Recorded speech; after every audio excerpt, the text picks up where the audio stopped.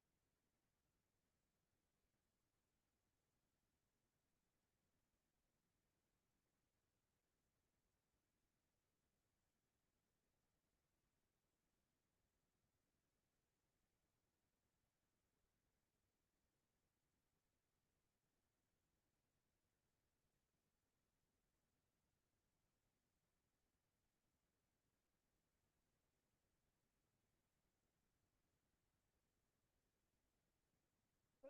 Eddie? Eddie?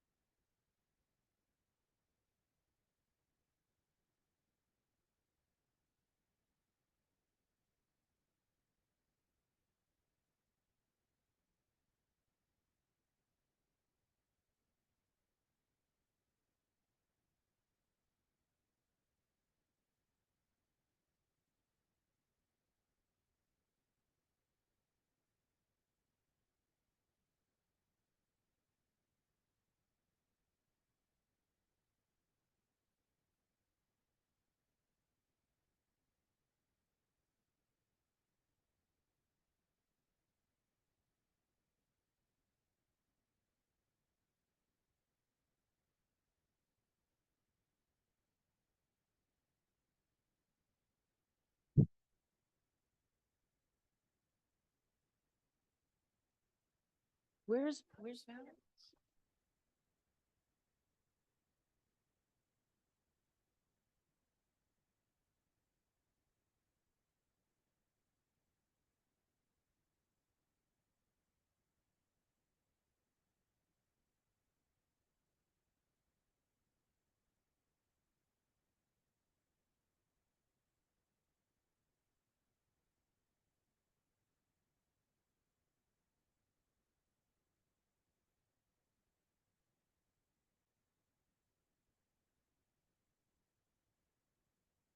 Oh, let me move. I'm like, it's up to you, Susan. I'm happy to do the public comment.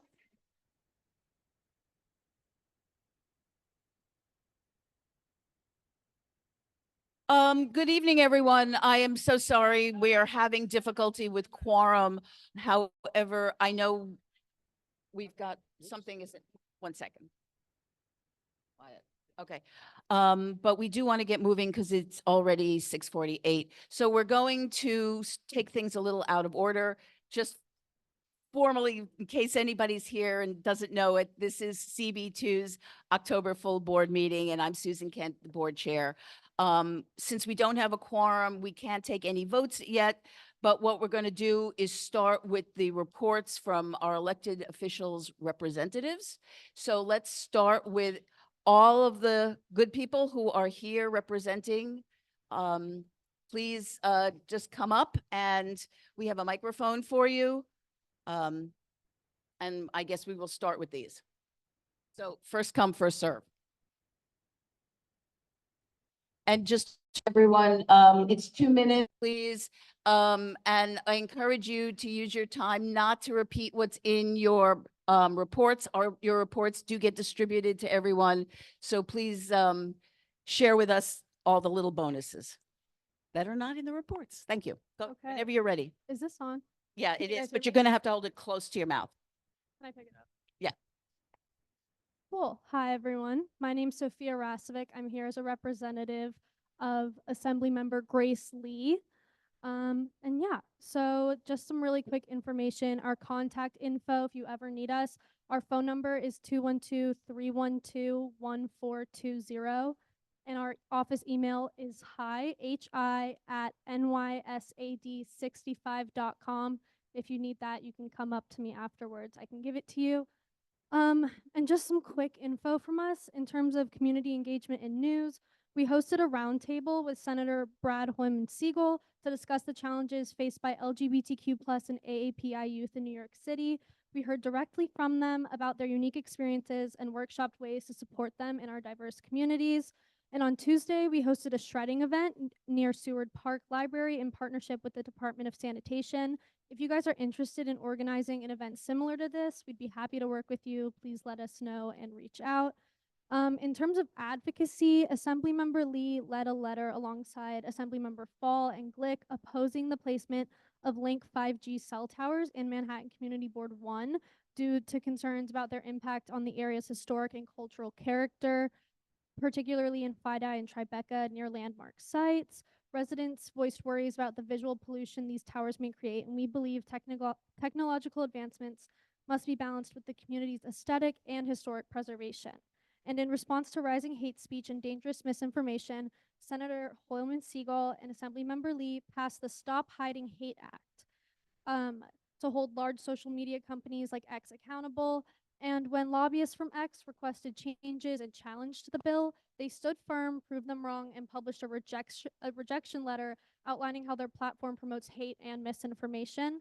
Lastly, Assemblymember Lee joined 23 colleagues asking the New York City Department of Education to expand their free Omni Metro card initiative to include students who live close to their schools to access these cards as well.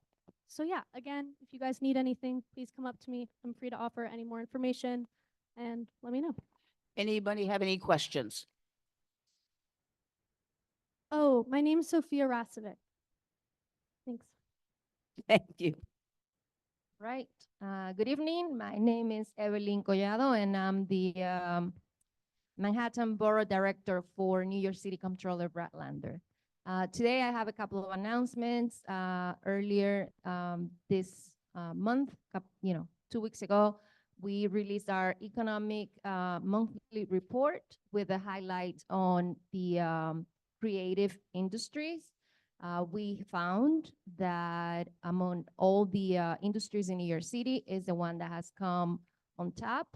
And we have seen almost 20% increase in employment in that area with publishing and media streaming industries ahead of the performing arts and the museums and the libraries. Also, yesterday we released another announcement in terms of our efforts to achieve zero net emissions in New York City is part of our climate goal. So the New York City Comptroller has been divesting the public pensions from fossil fuel industries. We started with upstream companies, such as those that do exploration and extraction. And now we have followed up with mid and downstream industries that includes pipelines and refineries and petrochemicals factories. So we are essentially taking all those businesses out of the public pension system. We have much more on our website. We just celebrated Hispanic Heritage Month, and we'll be celebrating Diwali in Queens. So please come by, stop by our website, and if you have any questions, always feel free to reach out. Thank you. Thank you. Any questions? Thank you. Hi, I'm Caroline Wexelbaum. I'm from State Senator Brad Hoylman Siegel's office. Can you hear me? Okay. And as always, we have our board report in the back, so I'll try not to repeat what's in it. But for those, in case we run out, we also have a QR code so that you can scan and view and click the link so you don't have to type them in. So I probably won't review what's already in there, but I will also say that we hosted our annual Older Adult Resource Fair earlier this month, where we rolled out our new West Side Older Adult Resource Guide. So there are some available in the back, but if we run out, or if you want one or you want a bunch, just let me know. We also rolled out our West Side Family Resource Guide. So a little different, a little more general, but both of them are extremely popular, and so I wanted to share them. Any questions? No questions? Thank you. Hi, Tevin Williams from Congressman Dan Goldman's office. Happy LGBTQ History Month to everyone who's celebrating that. Just a few quick updates on my end. On the district side, the congressman secured an extension of reimbursement for victims of SNAP fraud. That is an issue that has affected everyone across our district. So in the Congressional Appropriations Act of this year, the state authority will refund all victims of SNAP fraud. We've been seeing that everywhere from Manhattan to Brooklyn. I want to give, just a quick DC update on a couple of issues the congressman's been doing. The congressman has pushed to expand Medicare to cover life-saving cancer screenings. This is a bill named after Congresswoman Sewell's mother, who died of cancer, unfortunately, in 2021. This will be covered under the FDA. And then finally, I want to just give a quick plug for the congressman sending a letter to YouTube, which closes the gaps of an age enforcement when it comes to dangerous firearms content. Unfortunately, the person that committed the shooting in Georgia just a couple of weeks ago, almost a month ago, accessed that type of information because he was underage and got that idea from there. So he has sent a letter to YouTube to enforce the age restrictions for viewer content there. I don't have to tell anyone in this room because all of you are engaged. There's an election coming up. Please vote. If you have questions about that, please contact our office. And I think that was all I was going to say. It's good to be here. Please vote this election. We have a question. Go ahead.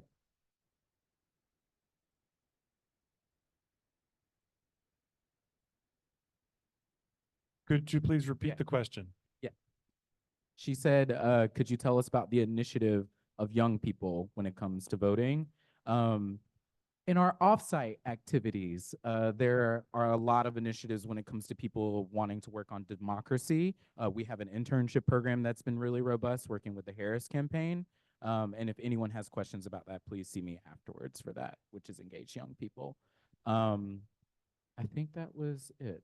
I don't have Any more questions from anyone? We've actually got time because we still we don't have a quorum yet, by the way. I'm sorry to say. Wow. The public. Yeah, no, I know, but I'm just letting people know. Please, Ray, go ahead. Great, thank you. Hello? Hi, my name is Roy Ruiz. I'm here from Assemblymember Deborah Glick's office. If you want, I can go really slow. It's like that. I'm joking, I'm joking. So, the assembly member was yesterday at a bill signing with the governor. This is to expand the red light cameras. Right now, there's like 150 red light cameras in New York.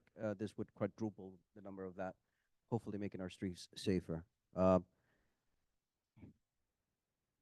We went on a tour of the Merchants House Museum with Parks and a team of engineers to talk about the vulnerabilities that they're facing with the development going on next door.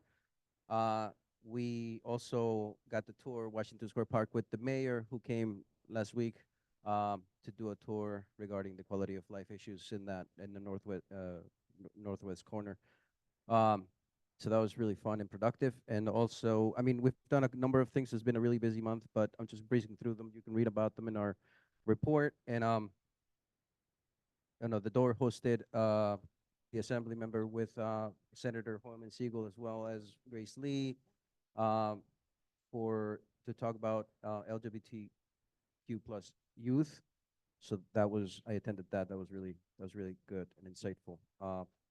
We also rallied with our partners to advocate for the landmarking of the New York Eye and Ear Infirmary, and I myself conducted a multi-agency walkthrough of the Hudson Canal area to look at issues with electricity. There's a lot of like voltage fluctuations that neighbors are experiencing, like the elevators turning off, AC units through the summer were turning off, and this all has to do with like a lot of projects going on in that area. So it was good to talk to all of these agencies, and we're working on trying to get those projects kind of pushed through a little bit faster. So if you have any questions for me, we have Eddie, please.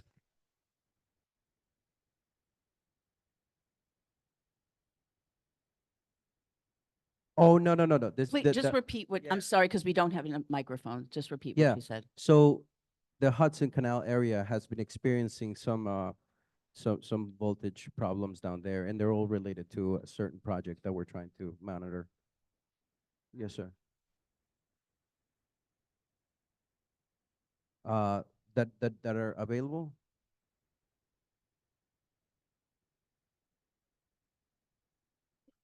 She was in a bill signing with the governor, which would expand that program. Yes.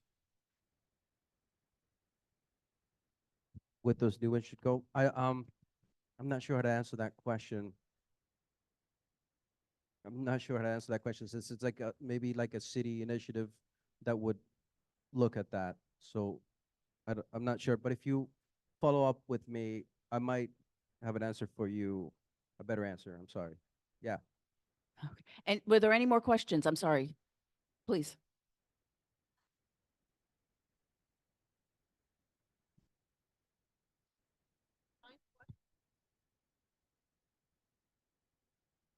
Yes, we started in Washington Square Park, then we took the. I'm sorry. We, Yeah. we've got another mic. Hi, I was just, it's a very live mic. I was just asking Roy Ruiz if the tour of Washington Square Park with the mayor was exclusive to Washington Square Park, confined to Washington Square Park, or if it included any of the adjacent streets which have similar problems. Yeah, so it began in the Arc, and then we moved through the west corner, and then through the west side of the park. Then we went. What's that street that's at the end of the park? No, Nick- Waverly, I think, and then 6, and then Cornelia, and then we went all the way down to where Tacombe is, and then that was the end of it. So we looked at that whole corridor. Great, thank you very much. Yes. Just hand her the mic. Thank you. Regarding that, Hello. what time of day or evening or night was this tour? That was around 4 PM, p.m. thank you. Because I think it would have been more relevant if the mayor and everyone else was walking around like at 6 PM, Oh. 7, 8, and so on. Yeah. Or early morning in the park, Yeah. like 8 AM. Hi, was the mayor invited or how did it come about that the mayor? The came to mayor do this? sort of wanted to do it and came and did it. He reached out Yeah, to you. and reached out. Yeah. Yeah. Any more questions? What was the scene that you found when you did the walk? It was I've gotten so used to doing it because I just walk through all the park all the time. But yeah, I mean, we saw the homelessness, The extent of people it? using, and the people gathered in that corner, and the police was there too to talk about the conditions and the arrests and everything. So yeah. Maybe last question on this. I'm curious if there are action-oriented discussions that take place after those sort of walkthroughs. I know there have been a few, and this is not necessarily just a question Yeah. for you, but I know that a number of our elected officials have done that. Yeah. I'm curious kind of if there's been any movement to Follow up, get yeah. folks the services they might need. Yeah, well, that happened last week, so there hasn't been a lot of movement. But there is we got confirmation that there is a community link, and I don't know if a lot of people know about community link. It's supposed to be this this hub of different agencies working together at different locations. So like they just got one in Washington Square Park, so there's like a multi-agency effort now to clean up the park and to like address the quality of life issues. So that is something that we are aware is taking place. I don't know if that answers the question, but yeah. Any more questions? Okay, Rocio. Oh, thank you so much for Yes. coming. I I do. love your hat. Thank you. But my question is grew up in Spain. regarding Yeah. Cornelia Street. Yeah. A lot of crime has been happening lately on Cornelia Street. Yeah. And we need to address this problem because also on West 4th Street and Jones Street. And we both are connected to Cornelia Street. So we see this problem all over and it's actually out of hand. Yeah, I was just talking to a constituent today on the phone about it, and I've gotten so many calls, and we're working with the police and Goddard to clean up some of that Bleecker playground. So, and Nicole Barth has been instrumental at doing all of that too. So, you know, she's shout out to her. But yeah, thank you. Any more questions? Thank you, Ray. Have a good one. Thank you. Oh, hand the mic. Thank you. Oh, can you hear me? Oh, yeah.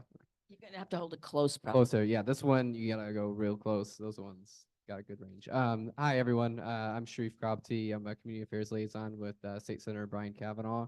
Last month's meeting was my first one. I have business cards now since then. So if you want one of those, you can come find me.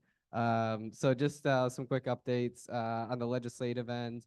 On October 9th, the governor signed in some crucial legislation around gun laws to combat gun violence in New York. Some of the legislation included requiring gun sellers to post tobacco-style safety warnings, taking action against dangerous pistol converters, and providing additional tools and resources to better protect New Yorkers from gun violence.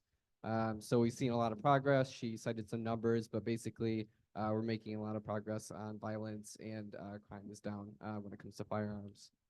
So also wanted to plug some NYCHA updates. NYCHA launched 2 new programs to provide up to $158 million in rental assistance to eligible residents with arrears.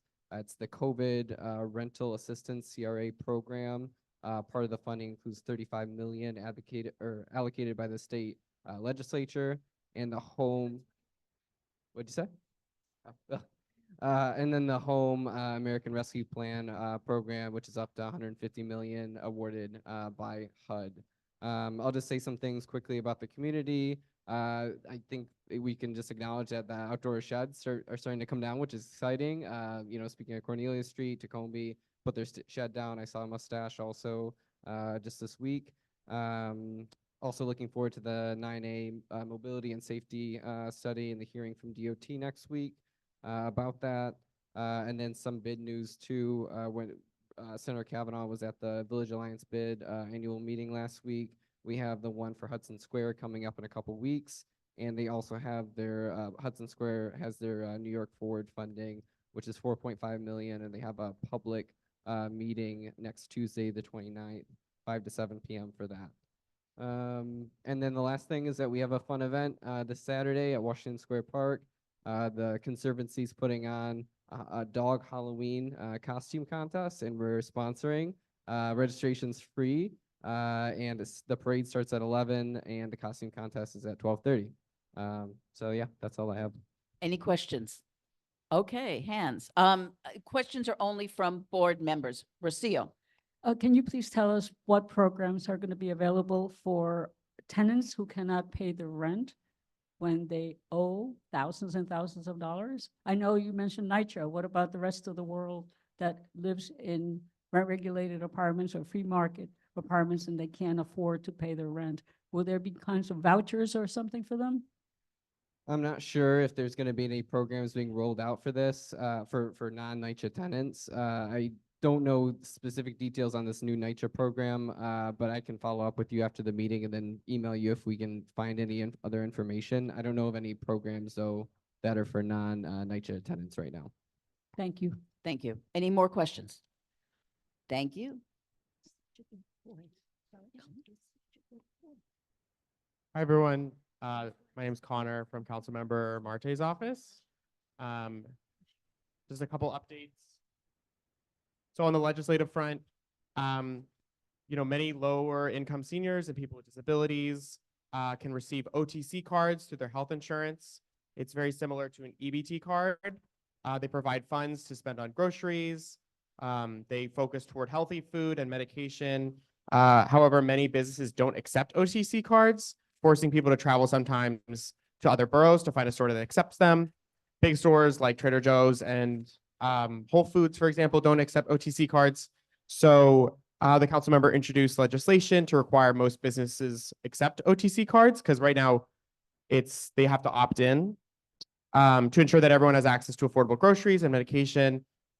Earlier on, I think this year, we also had done an outreach program locally to inform a lot of bodegas and groceries to accept OTC cards as well, just trying to spread the word about that program and its availability.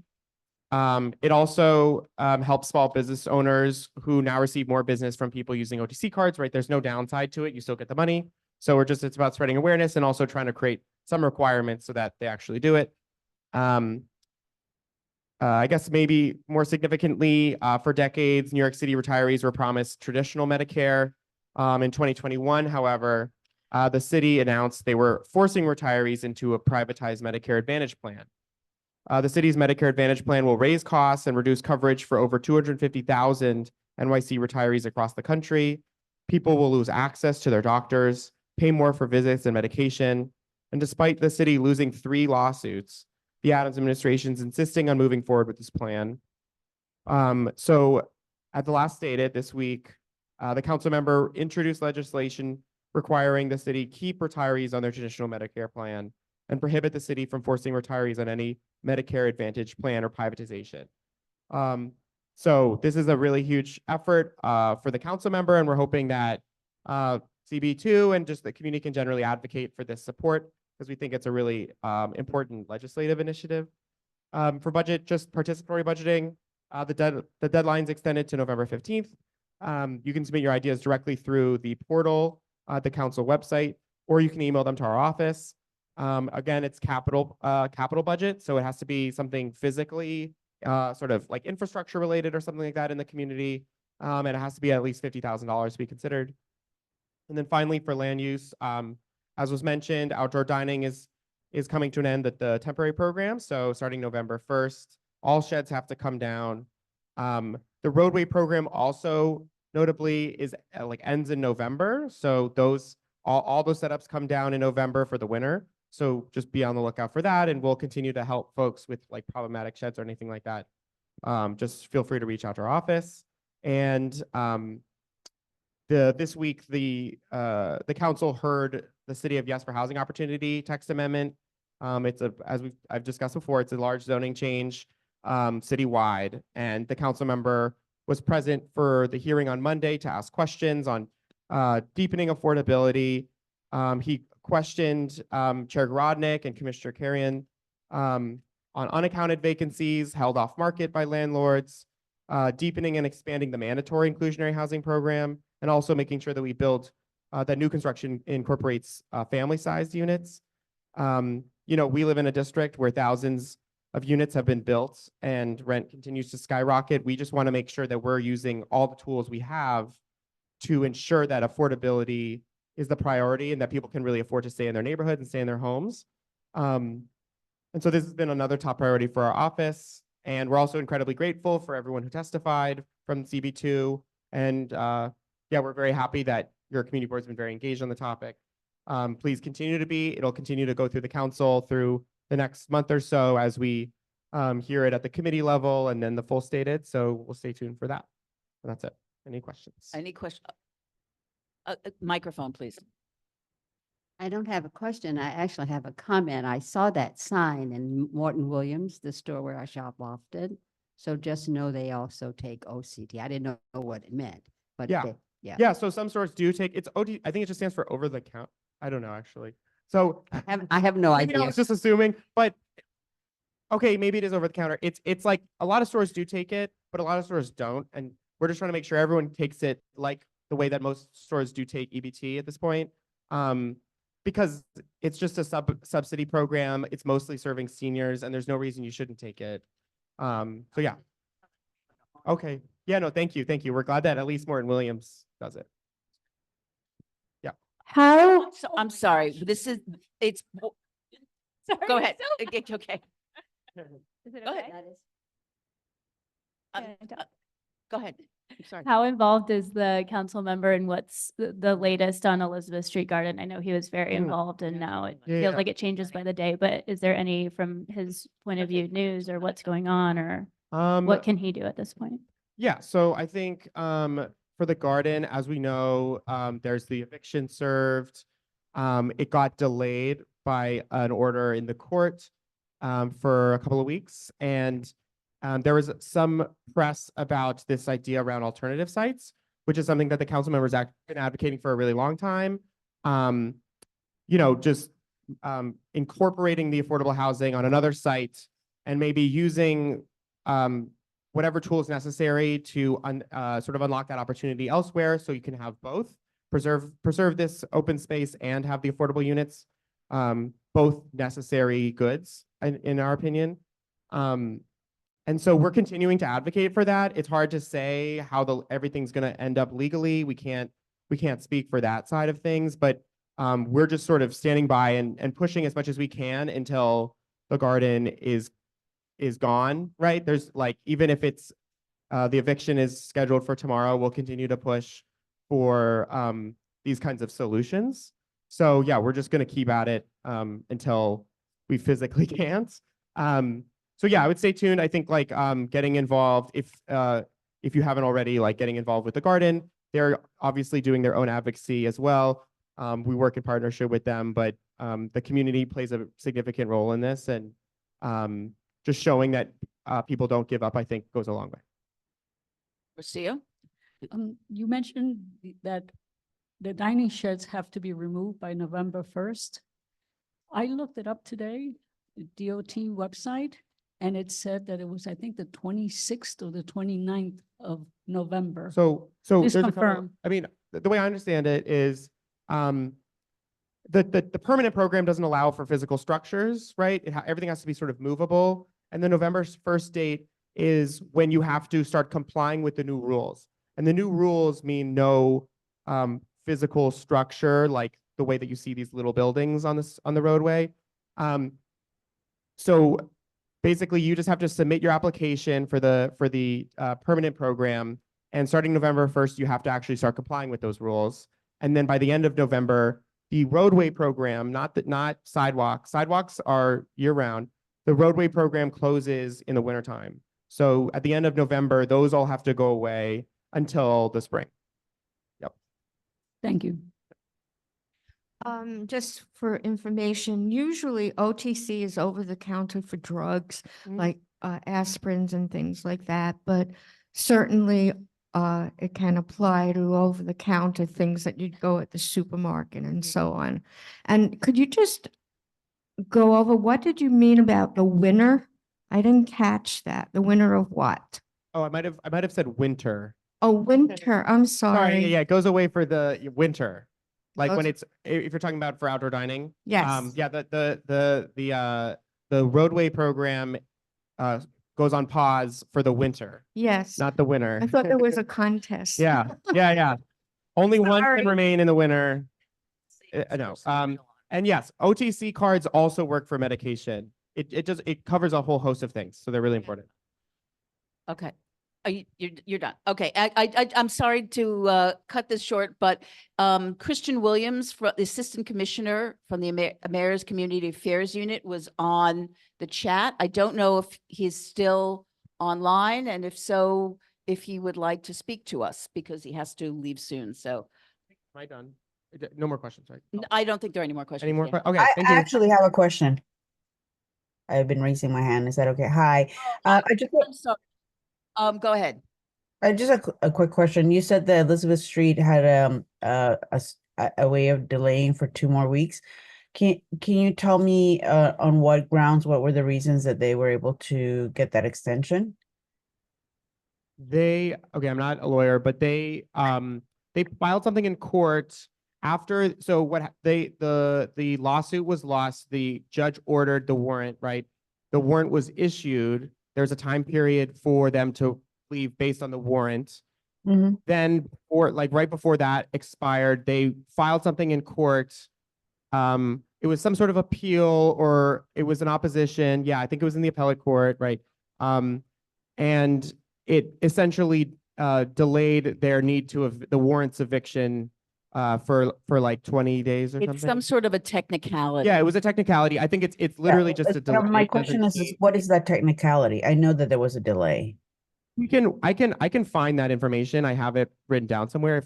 Sorry, what is your name? That's Ivy. Ivy. Okay, I can follow up with you after this and try to send you that technicality information. Okay, thank No. you. Thank you for No coming problem. by. Thanks. Any more? Is there, I'm sorry, is somebody online with another question? No. Okay, so now we can hear from Christian Williams, who is online. Hi, everybody. Good evening. My name is Christian Williams. I'm the Assistant Commissioner, the Mayor's Community Affairs Unit. Just wanted to briefly introduce myself, and I just wanted to say a couple of points. Some of them I'm sure you already know.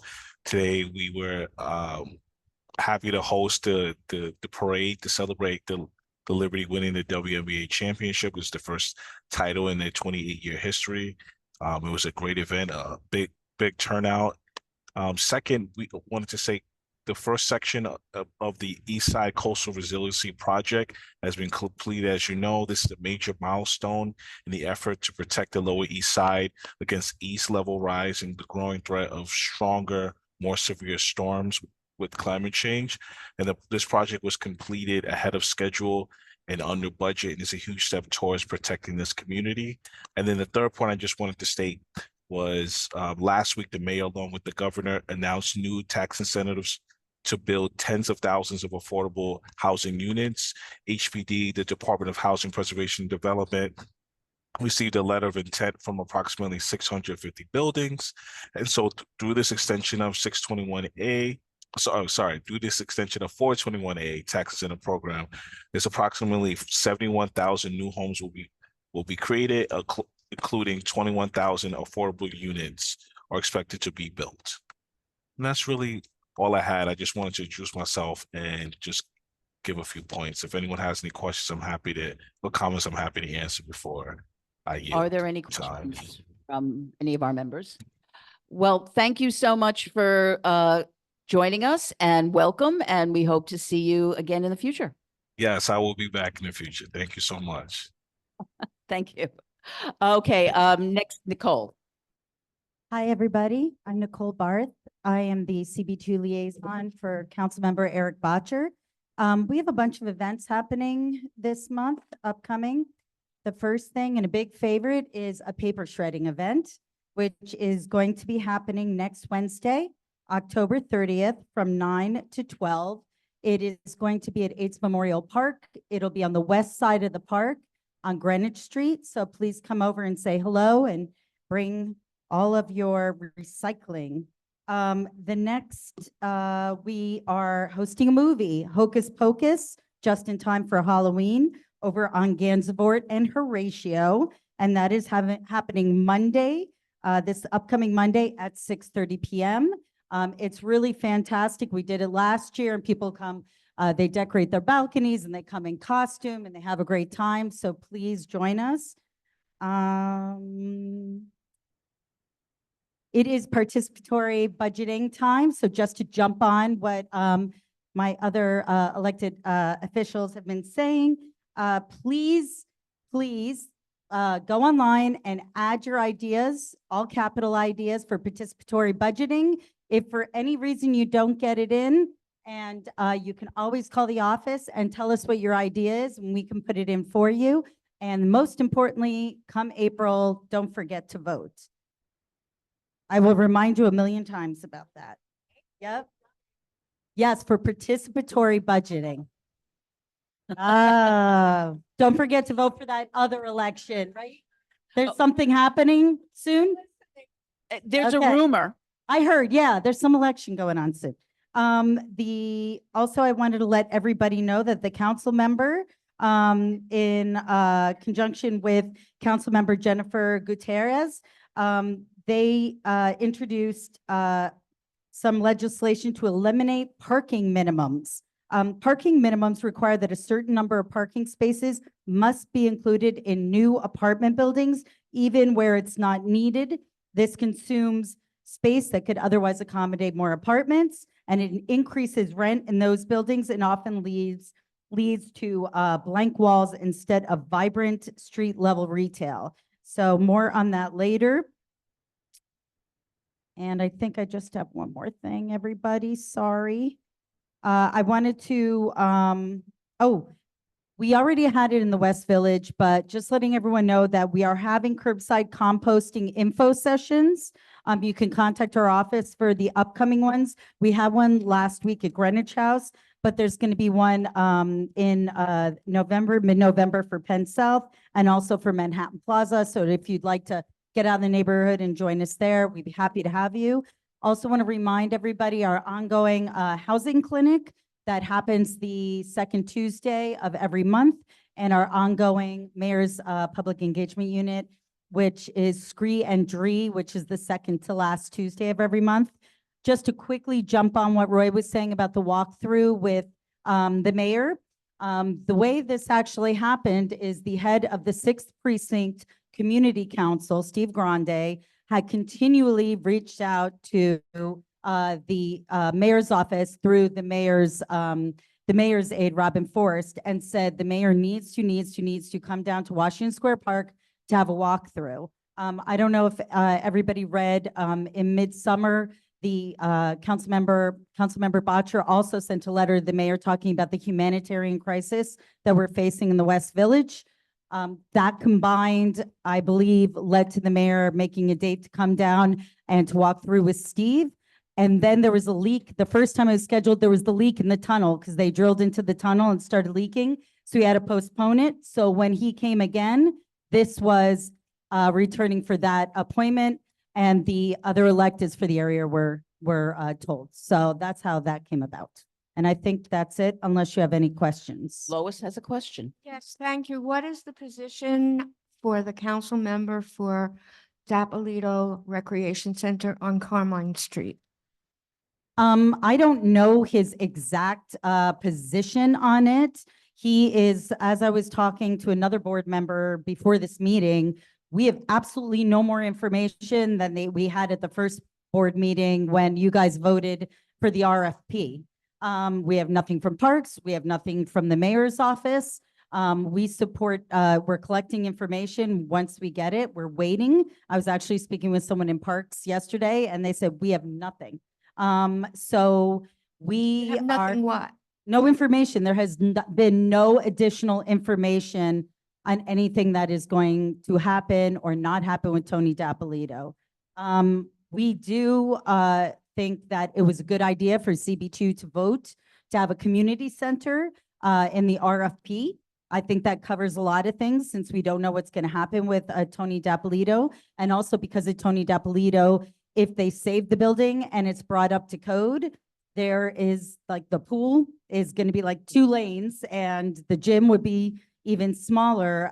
So I think it would be a great idea to know we kind of have a backup if things turn out. Basically what I'm saying is we don't know.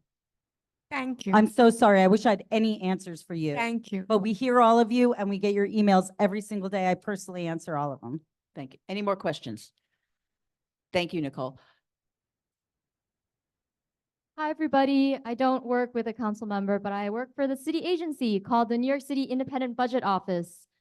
I'm Sinray. Hi, I'm the community engagement specialist. Has anybody heard of IBO, Independent Budget Office? We got 1, we got 2. Oh, we have a few. Okay, great. Well, that's good to know, but also plenty of people don't. So that's why I'm here to share more about it with you. We are a nonpartisan city agency that provides data-driven insights into how New York City is run, operated, and the services that it provides for residents. When I say nonpartisan, I really mean that we're an independent city agency, so we don't report to any elected officials or the mayor. Our primary function is to provide information for the general public and for council members. We get a lot of requests from council members. Well, not a lot, but we could get more. So you guys back there, let them know.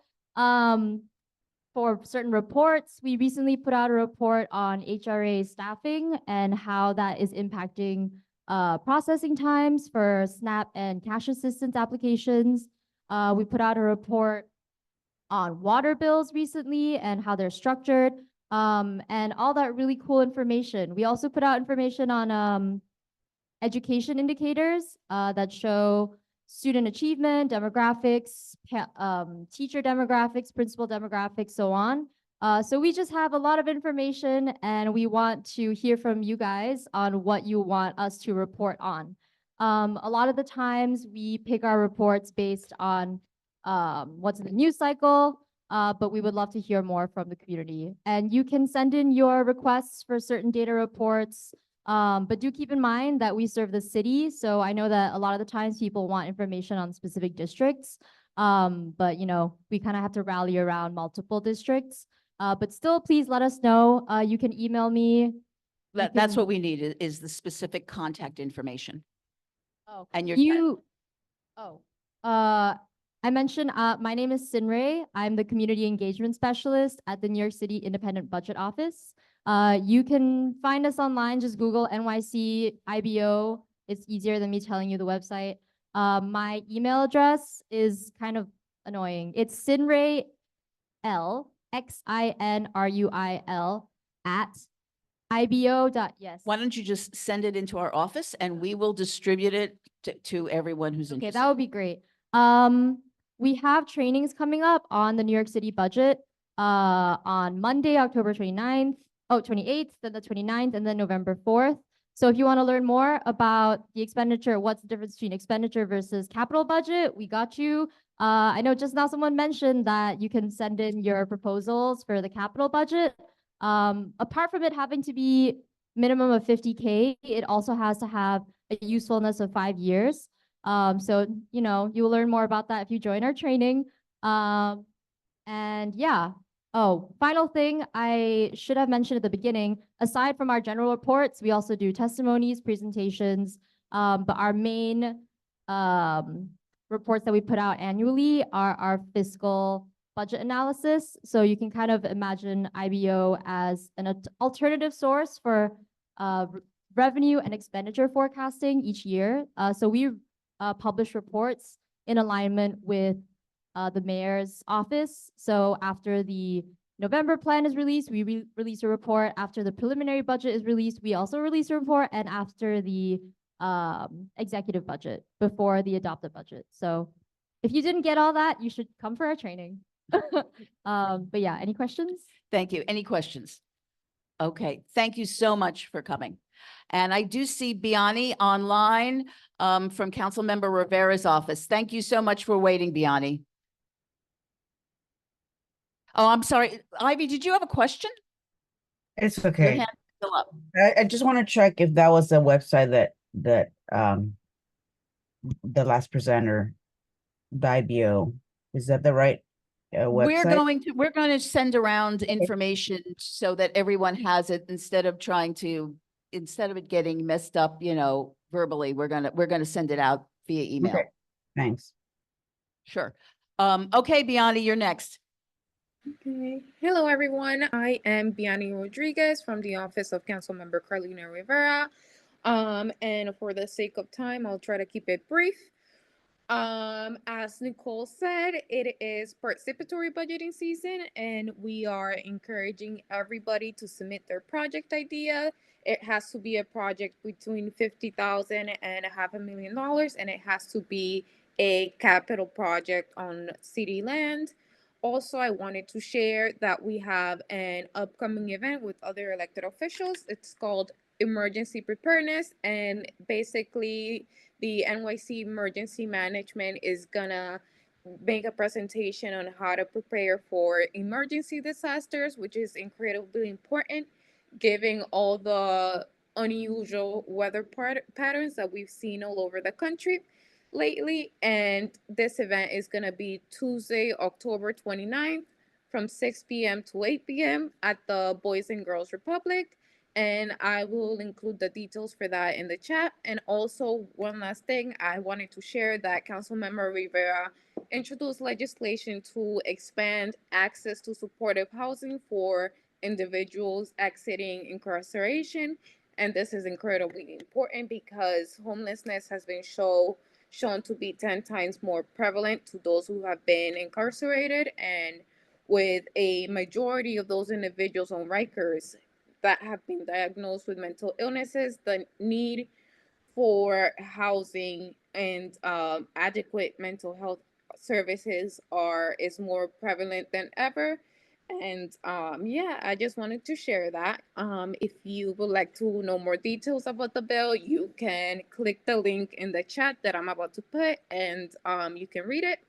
If you have any questions or concerns, I can be reached at district2@council.nyc.gov, and our phone number is 212-677-1077. Thank you so much. Thank you, Biani. Does anyone have any questions? Okay, are there any other reps from our electeds that are online that I missed? If you raise your hand, now's your chance. Otherwise, that ends our I'm sorry. Oh, I'm sorry, Andrew, you're next. Thank you.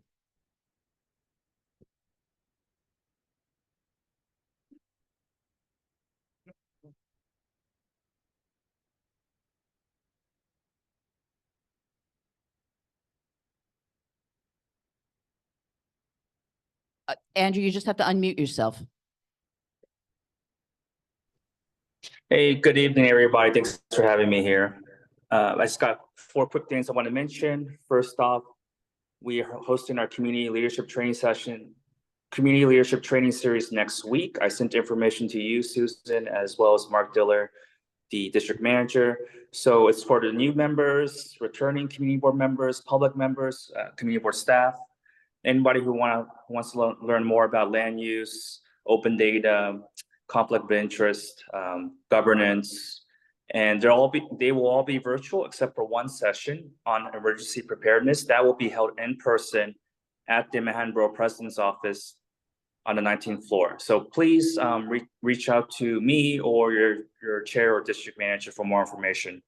It begins next week. It will be recorded and uploaded online to our YouTube page.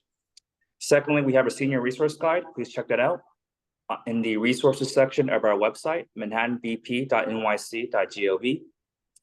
Third, we wrote a letter to the MTA regarding their capital plan. We noticed some gaps, especially on accessibility, screen doors, and various other items in which we feel like they should address to make the subway a more accessible and better system for all riders. And lastly, we've been helping to promote composting. The borough president, Mark Levine, is supportive of composting. We gave out grant funding to community organizations for composting. We wrote a one-pager with information on how residents and landlords can help with composting. And yeah, if you want more information, please visit the initiative section of our website, manhattanbp.nyc.gov. And that's my report for this evening. Thank you so much. Thank you, Andrew. Any questions? Yes, Rocio, do you have a microphone, please? Andrew, thank you for presenting. My question is, I ordered my compost bin many weeks ago and I still haven't received it. When do you think that this is going to happen? Okay, I will talk to my DSNY colleague to see if we can either order a new one for you or check the system to see where it is for you. Thank you so much. Yep. Thank you. Any more questions? Okay, I assume there are no more reps online, so that's the end of our elected officials reports. Okay, at this point, we're going to go back to the beginning of our agenda. I'm going to ask for first an attendance. Let's take attendance.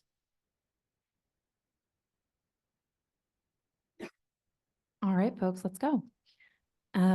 Susanna Aaron is absent with notification. William Benesh. Keen Berger. Carter Booth. Katie Bordenaro. Anita Brandt is absent with notification. Amy Brenna. Rich Cacapolo. Ritu Chatri. I Present believe online. Thanks, Ritu. Valerie De La Rosa. Andy Diaz, I also believe is online. Online. Yep. I'm on, yeah. Thank you. Chris Dignas. I saw. Did he just step out? Okay, we'll hold for a second. Thank you. Arturo Fernandez. Mara Fitzgerald. Stella Fitzgerald is absent with notification. Cormac Flynn is absent with notification. Susan Gammy. David Gruber. I Here, believe is present online. Thank you. Juliet Kay. Thank you. Zachary Kazaz is absent with notification. Susan Kent. Here. Ryder Kessler is absent with notification. Janine Kiley, absent with notification. Ivy Quanars. Here. Oh, thank you. Patricia Larry is absent with notification. Michael Levine. Janet Liff. Benjamin Listman is also absent with notification. Ben? Oh, great. I had you on the absent list. I also cannot see you. Okay, proceeding. Edma? I don't think, okay. Matt Metzger? Thank you. Erica Olson? Brian Pape? Donna Raftery? Lois Rakoff? Here. Bo Riccobono? Here, I'm here online. Thank you. Lucio Sands? Present. Shirley Secunda? Here. Edward Siegel? Frederica Siegel? Emma Smith here. Dr. Shirley Smith? Thank you. Chenault Spence? Here. Thank you. Susan Wittenberg is absent with notification. Anthony Wong? Eugene Yu? Thanks all. And here's Chris. And we do have a quorum. Yes, we do have quorum. Thank you very much. Okay. We are required to hold a public hearing on capital and expense budget as we did last year. So I'm sorry? Actually, I'm just gonna go back in order. So at this point, I am going to open the floor. Is there anyone here, either in person or online, who wants to provide some testimony on, on the budget items or anything that they want to advocate for? Now is your opportunity to do so. And I do not see any hands online. Yes, but you may come up and. Okay, if you're here for a public session, then okay, that is next after this.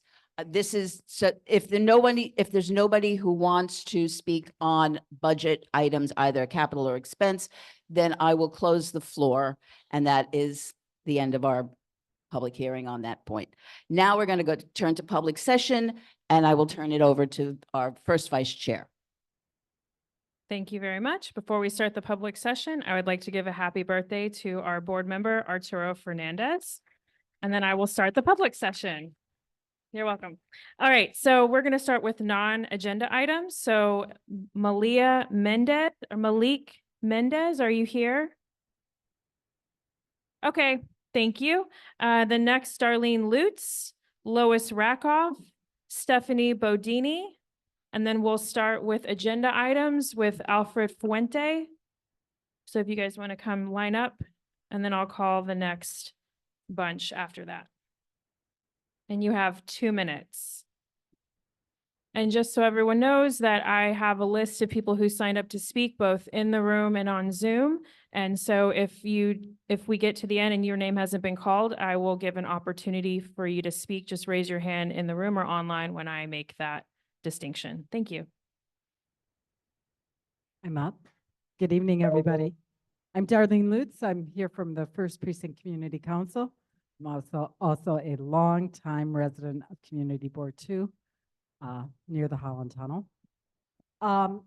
I'm here for the First Precinct Community Council to announce our monthly meeting. It's been a while. We do have one on schedule. Next Wednesday, the 30th. Our dates are all being changed from Thursday nights to another night because it's the holidays. It will be at the precinct, 6 p.m. On Erickson Place. That's 2 blocks south of Canal Street. The first precinct is everybody who's in the first precinct in the community board 2, you are south of Houston Street. So please come and meet perhaps our new CO. The first precinct is getting a new commanding officer. That hasn't been announced to the public yet. But everybody knows it's coming. Just in terms of what's going on in the first precinct, which goes all the way down to the Battery. ComStats were just released for the last 3 months. Some of them are not good. There is a 21% increase in violent acts against the elderly and an increase by 5% against women.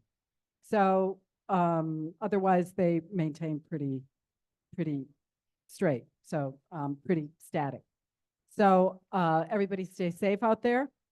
Be sure and know how to contact your local, wherever you are, your local cops. That's through 911. And thank you. Great, thank you so much. Next, we have Lois Rakoff.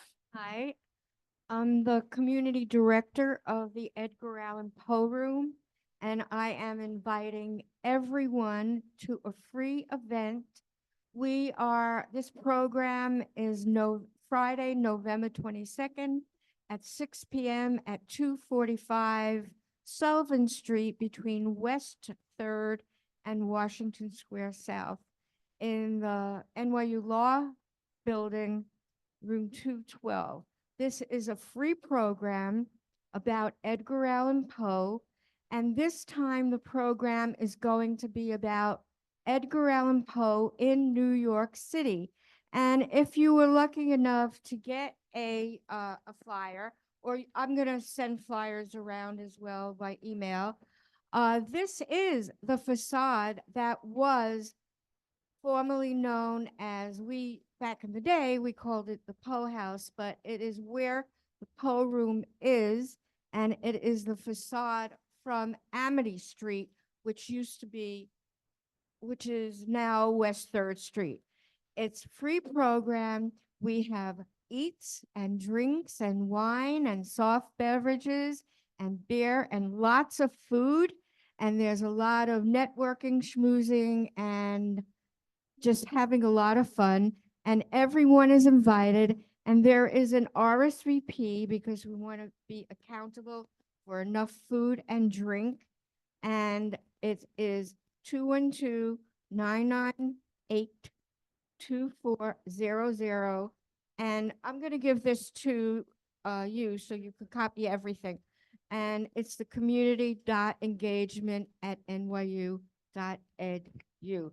And this is a commitment that NYU has made to the public that there will always be an Edgar Allan Poe event twice each semester for the community at large. And everyone bring your friends, relatives, and neighbors, and it's all ages, free to the public, and it's accessible building.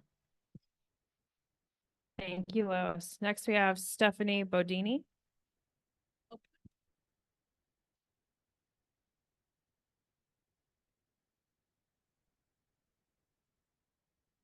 Hi, sorry, a little nervous here. It's all right. Okay, is this working? Oh, can you hear me now? Okay. So, my name is Stephanie Bedini. I live, oh, can you hear me now? Okay. I live, everything was fine until this bar moved in below me. I've lived in my building for 30 years. It's called Bisou Bar. It's at 112 6th Avenue. It's on 6th Avenue between Watts and Broom Street. Anyway, it's been a nightmare. They have people out on the street drinking. They don't close when they're supposed to. Like, for example, they're supposed to close Friday and Saturday at 1. They've got people out there till like 2:45. They have an outdoor part that they don't put all the chairs in until they close. So people sit out there and they talk and they drink and they smoke and they scream and they sing and they do all kinds of things.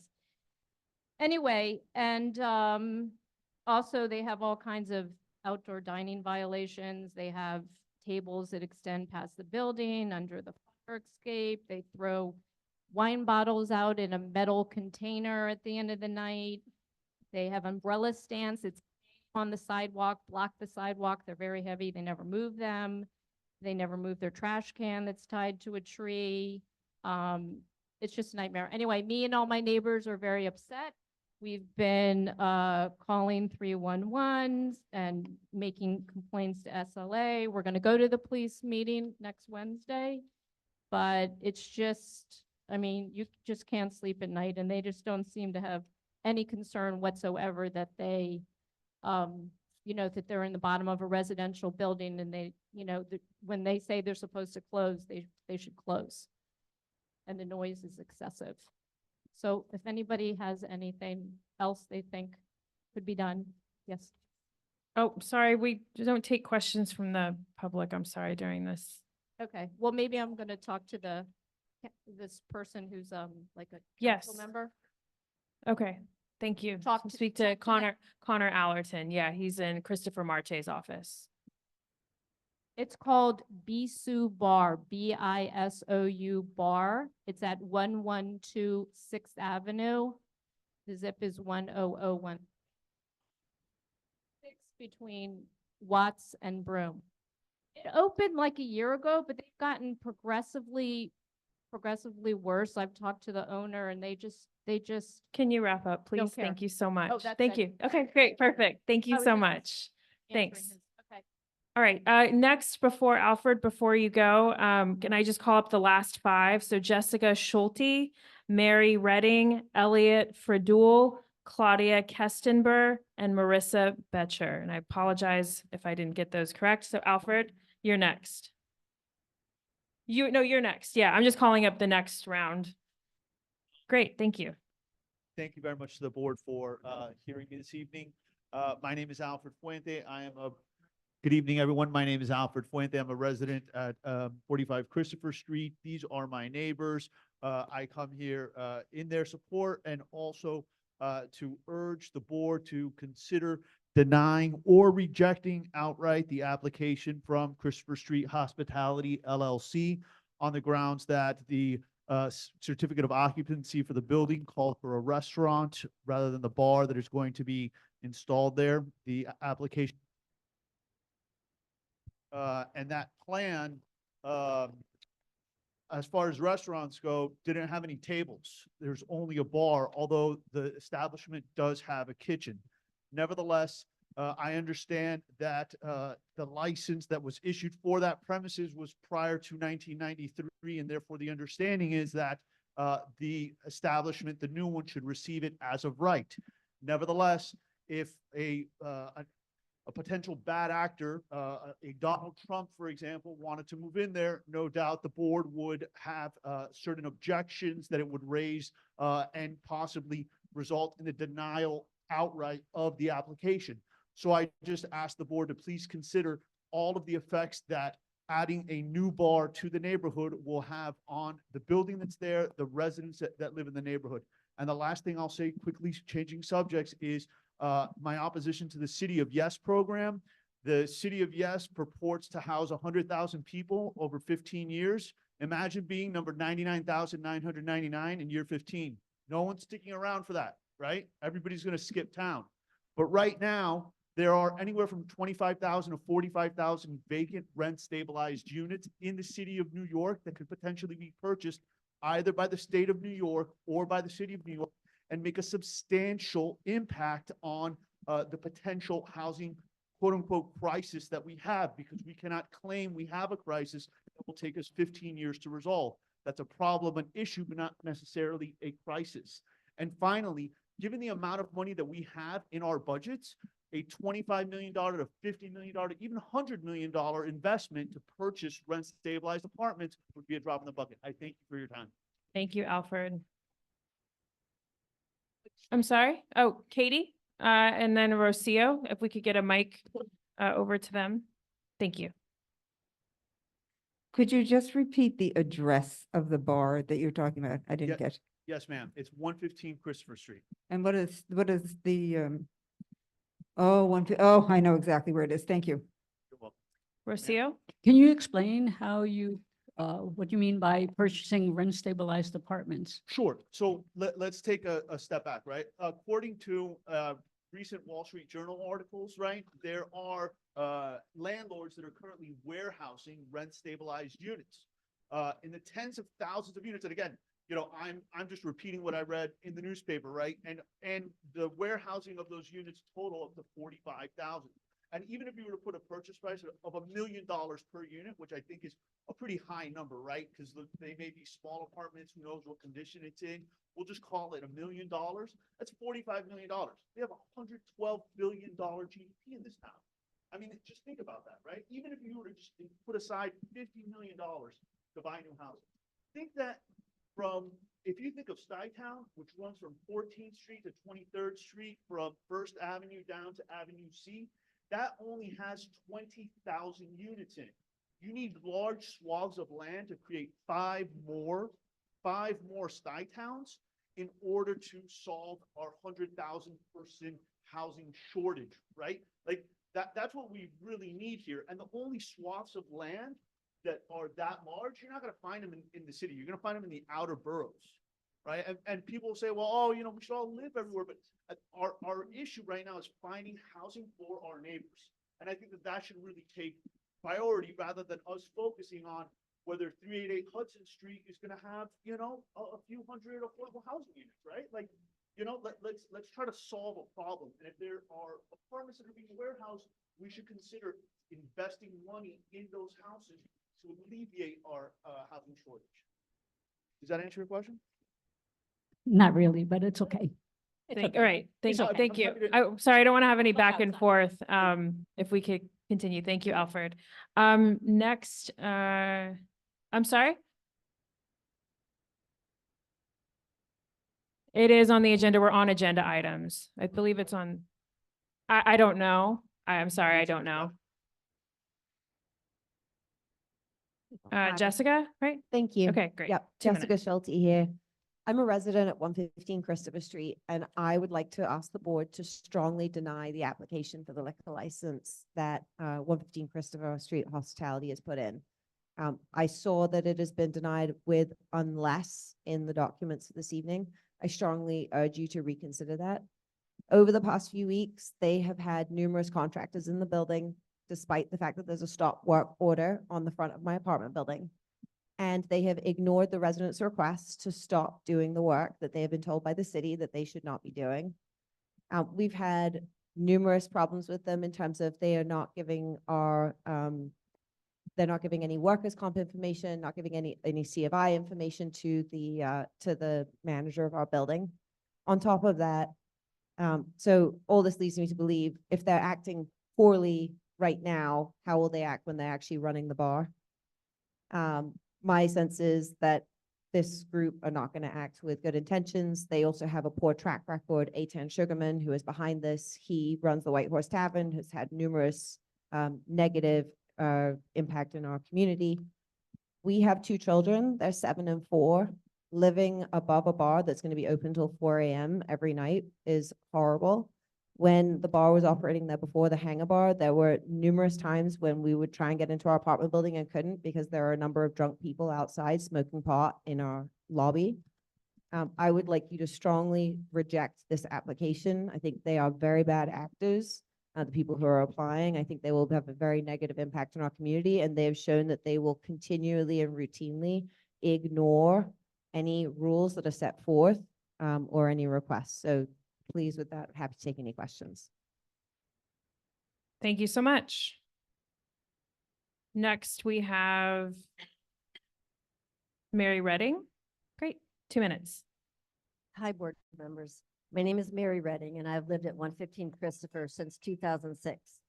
I'm requesting that you do not approve the SLA license to the applicant's Christopher Street Hospitality. I attended the CB2 meeting on May 9th at St. Anthony's of Padua Church regarding the same applicants with fellow residents requesting a deny. My neighbors attended again on October 10th requesting a deny at Lennox Health. Since May of 2024, the owner and leasee Christopher Street Hospitality have all feigned ignorance at these CB2 meetings and in scores of emails to residents and the managing company.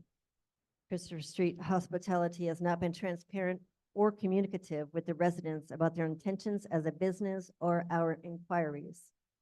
They have ignored requests for necessary documentation regarding gutting of the space and their build out. They have been working on the space during the past 6 weeks, also after hours and on weekends, without any work permits from the DOB or a COI for our building. Our management company, Cornerstone, has requested these documents for weeks with zero correspondence from their side. Just this past week, there was a stop work order posted from the DOB citing they had been doing electrical and plumbing work without necessary permits. The same night, they continued working in the space into the evening, choosing to not comply with the stop work order. I know this because I could hear it on the 5th floor where I live, and I went down and spoke to them. In addition to their complete disregard for our residents' safety and well-being, as well as the well-being for their own carpenters without having insurance, Christopher Street Hospitality has an SLA application with many concerning items.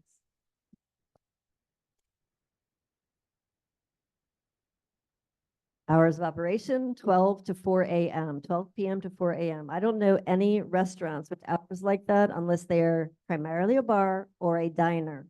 They're going to be a bar with food as a second thought. They have written that they're adding French doors and windows to open along the street and add some TVs. Again, this leads me to believe this will be more of a bar with snacks than a restaurant. They have. Mary, can you wrap up, please? Sure can. Thanks. Okay. I'm not going to turn it off till. As a you're done. former chef owner of Mary's Fish Camp, I know how difficult the industry is and what it takes to open a restaurant. I know some things about listening to neighbors, to supporting them, All right. and building community. We can wrap it up. Thanks. Thanks. Next, we're going to go to Elliot Fradul, then Claudia Kestenberg, and then Marissa Betcher. Okay. Oh, thank you. Hello, my name is Elliot Redwell. I'm a shareholder of the Greenwich Perry Co-op. Sorry, is it better?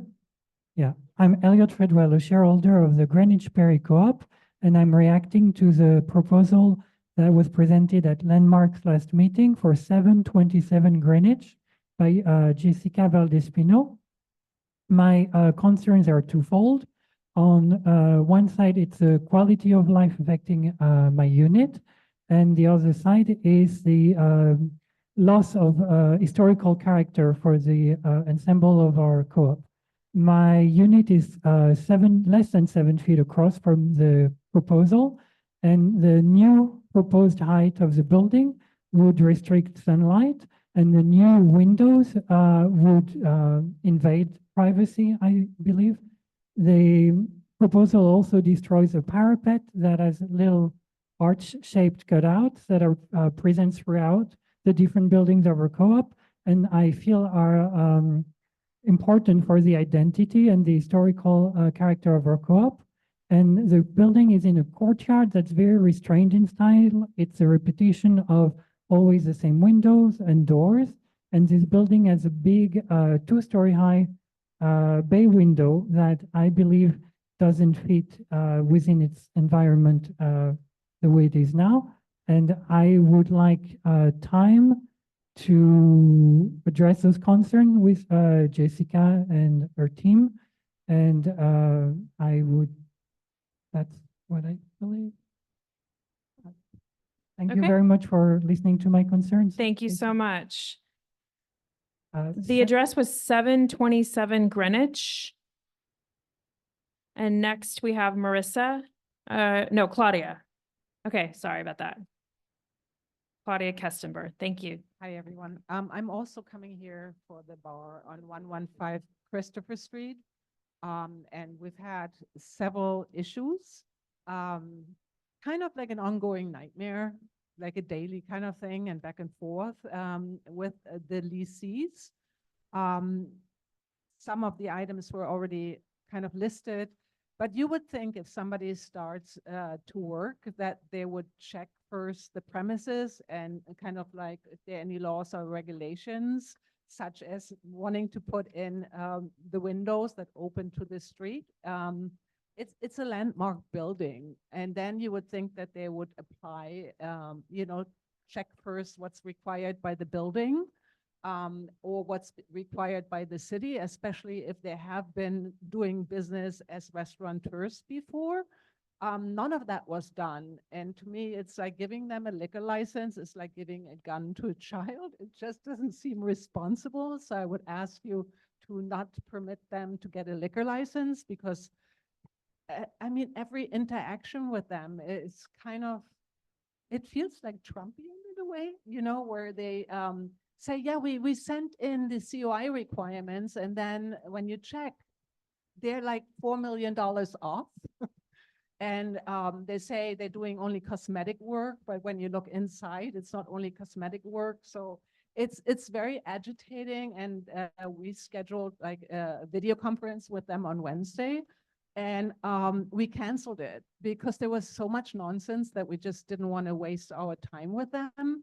And we kind of like, give us the paperwork first and then we talk because you've had so much time to do so and you never did. So you're just wasting our time. And it's extremely frustrating. I'm also in the restaurant business, and I mean, you're going to operate a space and you're going to employ very many young people because those people are, usually young that work in the restaurant and bar business. And then you're going to stay open from 12 to 4. You have 7 tables and 2 bars claiming to be a restaurant. It's like, are you kidding? How stupid do you think we are? And it's just so frustrating because. Thank you so much, Claudia. We appreciate it. Thank you. Katie, we have a question. Thank you for coming. It's for you. The question's for you. Thank you for It's coming. a question for you. It's a question for you. Thank you for coming tonight. I think by my count, you're the 3rd resident in the building to testify tonight. That sounds right. And can you tell the board how many residents there are in the whole building? Well, there are, Or how many apartments? Let's say apartments. there are 5 units that are apartments. Then there's 1 law office and the commercial space. And we're not against the commercial space. I mean, several people have their own businesses. So we don't mind to have a business in the building. But, if, for instance, they started the work and they didn't even have an exterminator there. So now, people are having roaches all over the place. They're leaving the doors open to the yard and to the front door. And, it's just, you have an exterminator there and you open and close the doors to prevent anything from crawling in. And it's just like, it's so irresponsible that you question yourself at times if they're adults or not, because adults are usually more responsible. It's like, I wouldn't give them a driver's license, really. Well, I just wanted to underscore that now the majority of the residents of that building have come with a negative comment to us. So it's important. Thank you. Thank you so much, Yeah. Katie. Thank you, Claudia. Is there anyone, that is the end of everyone who has spoken or has signed up to speak, both in person and online. Is there anyone that I did not call on that wishes to speak that's here in the room or online? If you could raise your hand online and I will call on you. Or if you're in the room, raise your hand. Otherwise, let me just see if there's anyone on Zoom that has their hand raised. I don't see anyone with their hand raised, so I'm going to turn it back over to our chair, Susan Kent, for the rest of our meeting. Thank you, Valerie. Okay, next item, a motion to, if I can have a motion to adopt the agenda and a second, and all in favor. Thank you, everyone. On my report, I just want to, I know that Andrew Chang mentioned the borough president's training, and these are all very valuable sessions. However, I do want to remind everyone that the anti-bias and the conflicts of interest training are mandatory. Everyone must take them once a term, so every other year. Particularly for our newer members who may not be aware of it, you must complete these in order to remain in good standing. So they're making it more convenient than ever because they will be online, but please don't forget. I don't know, they probably will offer them again, maybe in the spring, but just please be on the lookout, at least try to get those taken care of. Oh, what time is it? Is okay, it's 8:08. I just wanted to let everybody know that nothing to do with us, but the lights will technically go out at 8:15. Nobody gets scared. They will go back on, but for some reason, that's the system here. They automatically go out. The one other item is dealing with the issue of quorum. We had some difficulty today. We're going into the holiday season. It is going to be tougher, both for our committees and for the full board, to ensure quorum. If there's no quorum, there's no business session. So particularly for the full board, if there's no business session, that means no votes on any of the committee resolutions. We discussed this at exec, because in November, Thanksgiving is a full week after full board. We think that the date will be okay, but that's the reason we sent out the request for December. We were considering possibly moving up the date of the full board meeting because so many people do take off the latter half of the month and go away. If we don't have a quorum, we won't even have an opportunity to have a makeup meeting before the beginning of the year. So please, I can't encourage you strongly enough, please respond to that request for whether or not you will be present. And we need to know sooner rather than later whether or not we're going to have to change the date of the December meeting. And that's it. So I will ask Mark for his report. Oh, I'm sorry. Anthony, please.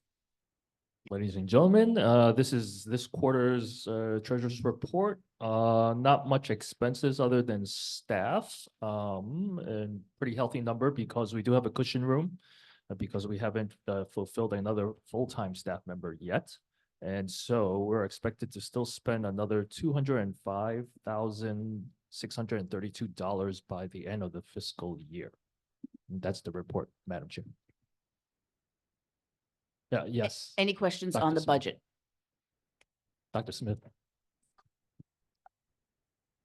Oh, could you just, Sorry? yeah, she called on Dr. Smith first, so let's just give her the mic. Andrew, I noticed under your professional services, the $4,634. Yes. There were no professional services this time at all. Oh, no, there were professional services. So What were the professional services? our temp that we hired in the office, Francine, and Okay. also /Fran, Okay. those costs. Thank you. I'm sorry, Andrew. Rocio. Could you please do me a favor? My question was again regarding the professional services. Yeah. The 30,000. Is that what you just answered? Because I The kinda missed- 30,000 is the estimated costs. 25,000 of it will be for Francine /Fran, those costs for the office staff. And the additional is for AV services that we might have and any other, also the flyer posting costs for that person that we pay. Yeah. And then the last question, Yeah. please. The 15,000 for, Tech subscription. yes. Oh, Yeah. for what period of time is that, please? But the budget is the 15 is for the entire year, July 1 to June 30th, but we've only so far spent 690 so far for this, from July 1st to end of September. So the projected is for 15,000? Yeah. Okay, thank you. Yep. That's it. All right. Mark. Mark?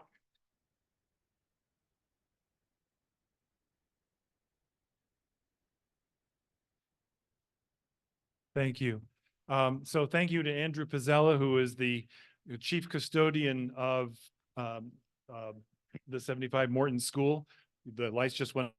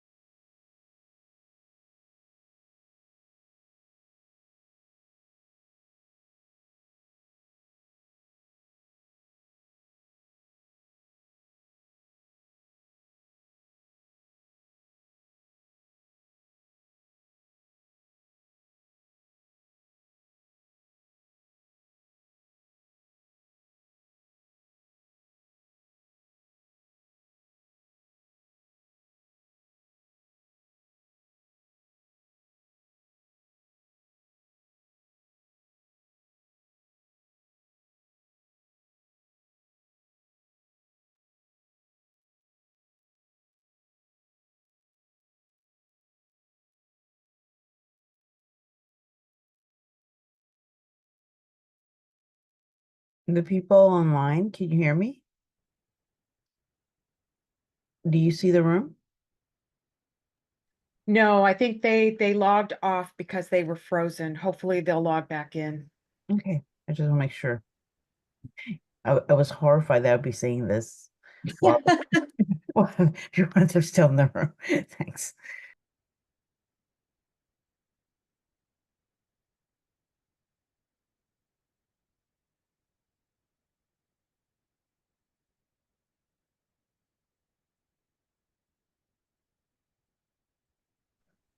Can we have a rump meeting? I went off and back on and it didn't help.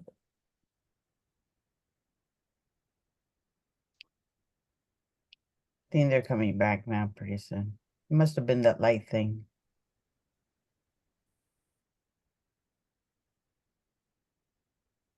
The good thing Eugene knows, I think, because he has his computer on. There.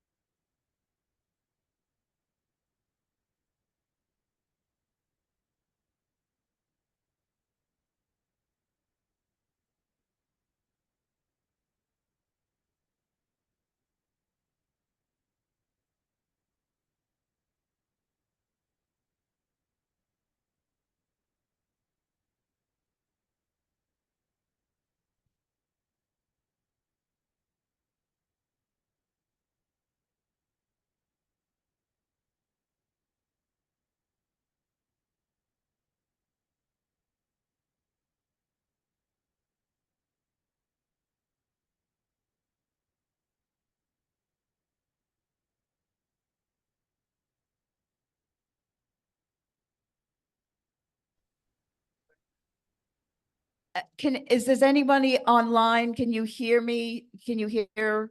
Are you Yeah. connected again? We can hear you now. Thank Yeah. you very much. Okay, we are back. Okay, so we will now go to our standing committee reports and we will start with schools. And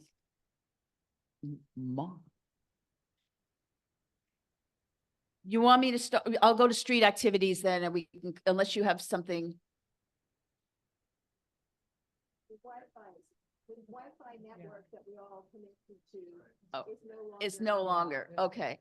Mar, if you're not quite ready, I will go to the, oh, okay.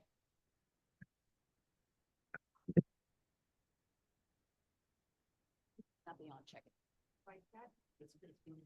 Oh, it's, okay. Is this one working?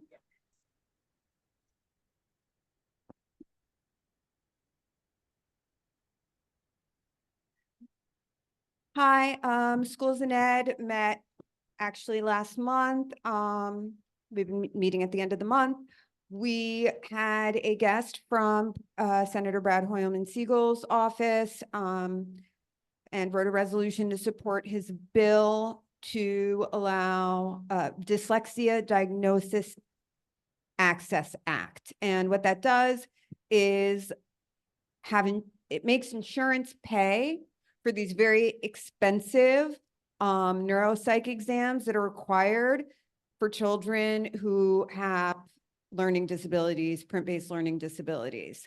Currently, there are two, we've done lots of resolutions on these over the years, options to get these paid for, but in themselves, they cost so much money just to get a lawyer and an advocate, and then ultimately, these neuropsychs that when we did our last resolution just 2 years ago were about $5,000, and now they're up to 8 and 9. So this would help kids who couldn't pay for those very expensive neuropsych exams to be able to get them paid through insurance. I can't read I am not seeing it. Oh, there it is. And so and I'm sorry, I also don't have on my glasses.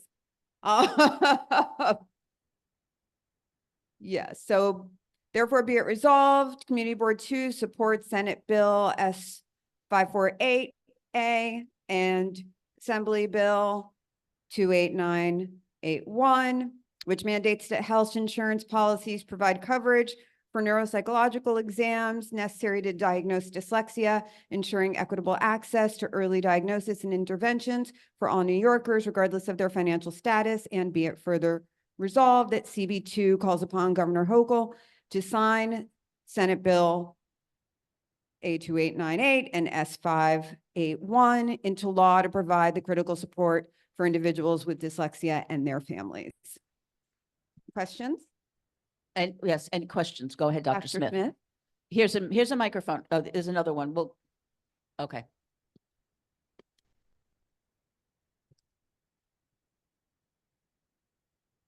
Thank you. When was this, I know the bill you said was passed in both houses, but when was it actually given to the governor? I don't know because I can't. Oh, it was passed on June 7th. Of this year? Of this year. Okay. So It says we are waiting for her to sign. we're waiting for her to sign. I don't know what date, but I will find out and get back to you. Okay. I mean, if I were able to click this, we could see probably. Okay. But You want to use my glasses? They're reading. We're seeing. no, I can't even. It's Oh, not. okay. All right, I'm interested Click. in knowing. this. Yes. So I have a question regarding the number one, dyslexia. Regarding requiring insurance coverage for neuropsychological exams for dyslexia. So does the bill address the families who do not have insurance coverage?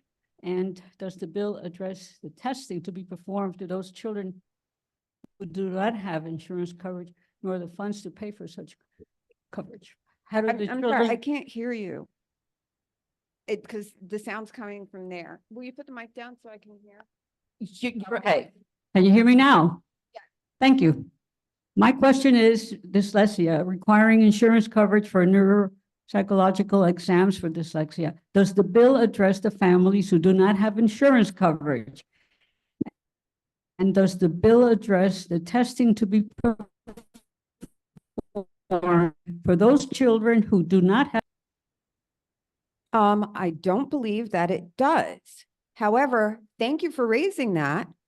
Would you like to propose an amendment? Do you have copy ready to address that issue? I'm So really that's asking you the something- question. Does the bill, you're familiar Yes. with the bill, so I'm It asking does you. not. So that is a wonderful topic for another meeting. Thank you so much, Rocio. So you're not answering my question. I did just answer the question. So question, what was your answer? I'm sorry. It's not in there. It's not in there. Thank you. It's not in there, but it should be. You're right. Any other questions? I'm Any right. other questions? Any other questions or discussion of this resolution? Okay, seeing none, I will take a vote. All those in favor? Aye. Opposed? Any abstentions or recusals? Thank you very much. It passes. Street activities.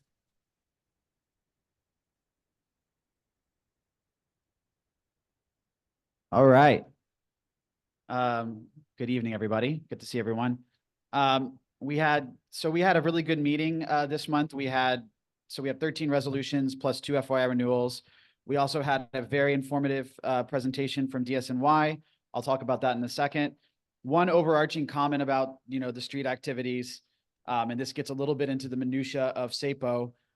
We are now reviewing more of what were previously called production events, which typically were not reviewed before when we found out they were being used as cover for actually these massive pop-ups, which were taking over the neighborhood. So these were happening for a long time, but they wouldn't come up through the system. We've now identified them. So those are starting to come up more. And we've been taking a position that, we're not in favor of these multi-day pop-ups with lines going around blocks for sometimes over a week. And we're going to continue to look into that and see what can be done about that. So that's an interesting thing that we're starting to see maybe more often, not that it wasn't there before, but because we've actually found out where it was hiding in the SAPO system. So anyway, without further adu, application 1 was J. Crew Men's Engineered Garments Collab, October 10th. Lafayette, bond between Bowery and Lafayette. That was a deny with 1 abstention, unanimous with 1 abstention. Number 2, October 13th, McDougal Street Mamba, McDougal between Prince and West Houston. That was a 5-2 approval, with 1 abstention, 5 in favor, 2 opposed, 1 abstention. Number 3, Mustang pop-up. So this is one of the pop-up examples, Worcester between Prince and Spring. This was a pop-up associated with Billie Eilish, which Eric and I did take a look at, and it really did cause a pretty big disruption. That was a unanimous deny. We also have a second, therefore be it resolved, basically saying we're opposed to these multi-day pop-up events in general. That was unanimous. 4 and 5, those were 2 different locations of Bite Taco Bell pop-up. That was a unanimous approve. Number 6, this was the Jacquemus, October 18th to 20th. That was unanimous approve, although we checked it out after, and that one also caused some issues. So we'll keep that in mind with this sponsor going forward. Number 7, Interior Define, October 19th, Green between Broome and Spring, unanimous approve. Number 8, grand opening of Commodity Fragrances. This is today, October 24th. Crosby between Bleecker and Howard. That was unanimous approve. Number 9, Nixon NYC, University between East 13th and East 14th. That was a no-show, unanimous deny. Number 10, October 26th to 27th, Be Now Free Broadway, NIFTA, Broadway between Broome and Spring, unanimous approve. Number 11, Bear Bells. This, by the way, is the same sponsor as Jacquemus. That was October 27th, West Broadway between Prince and Spring. That was unanimous approve. Number 12, October 30th, Keys Soul Care Pop-Up, Elizabeth between Houston and Prince. That was a unanimous approve. And 13, October 30th, iShare, 7th Ave, between Perry and West 11th. That was a unanimous approve. There's still an issue we're trying to work out with SAPO regarding a double line setup. If you're curious, you can ask me more about that. And then the 2 FYI renewables were unanimously approved. FYI renewals, excuse me. One other thing I was reminded of also that came up when I was reading through this is we also found that sometimes applicants are now hiring essentially permit expediters to show up. And then the applicant and the sponsor, neither of them show up. So when there's an issue, and this happened with the Jacquemus event, you show up at the event and nobody there knows that this even happened, that they presented to the community board, what was asked and whatever. So we're going to have to start asking that folks from the actual sponsor are aware and show up. The last thing I'll say, so we did have a great presentation on from DSNY. It covered both curbside composting and containerization. We put the key takeaways in the chat. In the report. Clearly a lot of issues out there specific to CB2. given many of the unique features of our streetscape, narrow streets, et cetera. There's people who literally can't fit bins on the sidewalk because it's so narrow. It seems like DSNY is still trying to resolve those issues. They don't have a solution at this point for all of them. Marissa Yanni, who covers us from DSNY, did give her contact info and essentially said, for now, for those specific issues, just reach out and contact her. And that's kind of the answer we got from DSNY so far. Okay. Rich, please. Oh, we cannot hear you. Oh, they didn't set up where they said they were going to set up. Yeah, exactly. Yeah, they didn't set up in front of the vacant lot. Susan, please give her the microphone. Thank you. Well, first of all, thanks for outing the people who are hiding behind some other kind of permit on SAPO. Good job. Secondly, I see that there were two, on item 2, there were 2 in opposition and you were one of them. And I'm just curious what the reason for that was.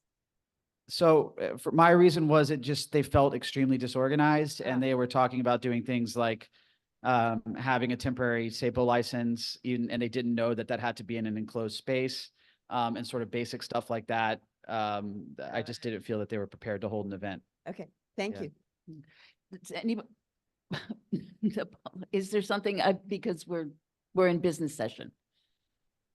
Sorry. Does anybody have any of these items that they would like to call out and discuss separately? Otherwise, I will, without objection, we can vote on these as a block. Yes. I would like to call out item 2. Okay. Okay. Any others? Any others or any ones that anyone wants to discuss? Otherwise, what we will do is vote on items 1, 3 through 13, and then FYIs 14 and 15, if there is no objection. Sorry, if item 2 has already happened, then I won't call it out. Okay, so. Yeah, it's a little bit of a moot point at this point. Yeah. Yeah, it's moot. Sorry. okay, so we will take them all as a block if there's no objection. All those in favor? Any opposed? I'm Yes, still going to vote against item 2. that's fine. Okay, vote against please that too. raise, okay, I see Carter's got his hand in the back, so let's take the list of those who are voting against. Carter, what are you voting against? Item number 2. And we've got, Can folks raise their hands and keep them up, please? For no on 2? you're all Thank vote, you. the hands up, are by the way, are all for just number 2, Just correct? no on 2. Okay. Thank you all. One moment. No on number 2. That's what you're voting no on. Okay. So Carter, you can put your hand down. Erica. Will. Shirley. Susan. Lois. Donna. Susan Kent. And Valerie. Anyone I missed? Anyone whose name I did not just call? okay. Great, those are our no's. Oh, any abstentions? Thank you. Thank you. Lucio. Any recusals? Okay, thank you. Next is traffic. Oh, how many no's? Just a second. 9 no's. Still passes.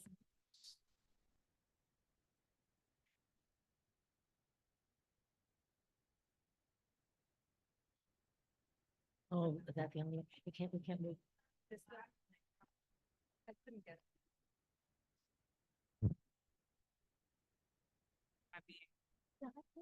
Well, here we are. Oh, not that low. I'm not that short. There we go. Okay. Okay. Oh, I can be heard. I can hear myself. Okay. 2 resolutions from Traffic and Transportation, both unanimously approved. First resolution, requests pedestrian safety upgrades at the intersection of West 10th Street and Greenwich Avenue, including daylighting, signalization changes, curb management and signage, and advocating a comprehensive study of all of Greenwich Avenue from 6th Avenue, Avenue of the Americas, to 8th Avenue. And this very sadly was in response to the striking and killing by an SUV of Lori Kleinman, who was an active community member and beloved, and by a car turning left from eastbound West 10th Street onto northbound Greenwich Avenue. And here are the recommendations. Wait, and get to them. Okay, resolved. Community Board 2 Manhattan calls upon DOT to immediately implement daylighting for at least 20 feet on the left north curbside lane of West 10th Street, where West 10th Street approaches its intersection with Greenwich Avenue. Further encourages DOT to install a planter or planters in the requested daylighted spaces and inscribe the planter or planters in memory of Lori Kleinman, and suggests Ms. Kleinman's many loving friends and neighbors compose this inscription, and that her devoted fellow board members of the Jefferson Market Garden select the plantings and arrange for their maintenance. Further urges DOT to change the traffic light signal phasing at the intersection of Greenwich Avenue and West 10th Street to a full split phase cycle that allows for a separate conflict-free green light phase dedicated exclusively for pedestrians crossing Greenwich Avenue that operates concurrently with a red light left turn arrow for West 10th Street that prevents vehicles from turning left or north from West 10th Street onto Greenwich at the same time the pedestrians are crossing, but with through traffic allowed to proceed east on West 10th Street with a simultaneous green light or arrow pointing ahead. Further, requests the addition of loading zones where needed on Greenwich Avenue and possibly West 10th Street, and asks that DOT observes loading, unloading, and drop-off pickup activities along Greenwich Avenue and on West 10th Street, and confer in particular with business owners to ascertain loading zone needs. Further supports installation of a stop sign and a crosswalk at Waverly Place and West 10th Street. Further asks DOT to ensure that the high visibility crosswalks at West 10th and Greenwich Avenue have the most defined visible patterns available installed in highly reflective thermoplastic tape, and refreshing this frequently, along with installation of yield to pedestrian signage and or stop or yield pavement markings in advance of the marked crosswalks, and overhead lighting placed to clearly illuminate pedestrian activity. Further, CB2 strongly recommends that DOT conduct a comprehensive study of all of Greenwich Avenue from 6th to 8th Avenues, including in relation to its side streets, concentrating on creating a safer Greenwich Avenue with shorter crossing distances and greater pedestrian visibility, with consideration and evaluation of potential improvements suggested by community members, such as relocation of the truck route, installation of an open street, and establishing a program that ensures maintenance partners to operate it in a professional manner. Converting from two-way to one-way, putting in a bike lane, and conferring with FDNY Squad 18, the local firehouse, rather than FDNY headquarters, which DOT usually consults without receiving details about local conditions and concerns, to address access and other needs, as well as alternative approaches for FDNY service. Finally, implores DOT to install with utmost speed the simple site-specific improvements CB2 recommends and requests in the area of concern at Greenwich Avenue and West 10th Street, including daylighting with planters, split phase signalization, suitable loading zones, signage, a stop sign and crosswalk at West 10th Street and Waverly Place, and well-defined, clearly seen high visibility crosswalks, yield to pedestrian signage, and street bed markings with carefully placed effective lighting to provide those sorely needed safeguards to pedestrians as quickly as possible. well in advance of the requested comprehensive study, which will take a much longer time. Okay, now this resolve is really a short one to everyone's relief, I'm sure. And this was a request to resolution in support of that request to co-name the northwest corner of Waverly Place and Charles Street, or alternatively, another area holding a street post that borders McCarthy Square, Frank Crapanzano Way. Resolved.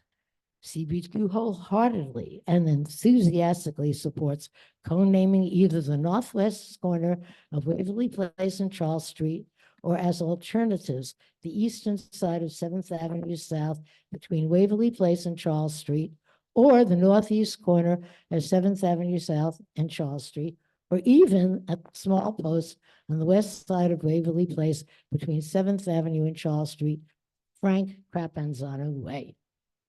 That's it. Any discussion on either of those resolutions? If none, we can take them together. All those in favor? Any opposed? Any abstentions? Recusals? Thank you, Shirley. Landmarks is next. Susan, are you giving these or? I'm Chanel? here. I'm here. Okay. Floor is yours. In the first meeting, the Perry Street application was moved to the second meeting, so we'll deal with it then. 594 Broadway application to install a flagpole and banner. This was all satisfactory and approved.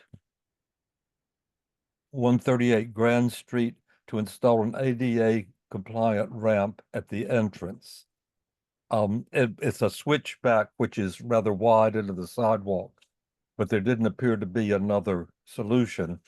However, and we approved it with one recusal, and the applicant then wrote back that they figured out a way to do it without a switchback, and they'll return, and we'll make a note in sending it to the commission that this is the case. 727 Greenwich Street to relocate window openings in the rear and side of the building, add an exterior bay window, and renew the stucco and accommodate new floor levels between the original front section building and the extension. This is an unusual situation of a courtyard that has a number of buildings. I believe they're all row houses or modest in size. And that is all and comprises a cooperative. And we found that altogether satisfactory. And there were, in answer to the fact that there was a person speaking in opposition, we had a letter read from I believe the head of the co-op or someone representing the board, that the board and others had signed on to. And we've since gotten a number of letters from other members of the co-op that all express approval.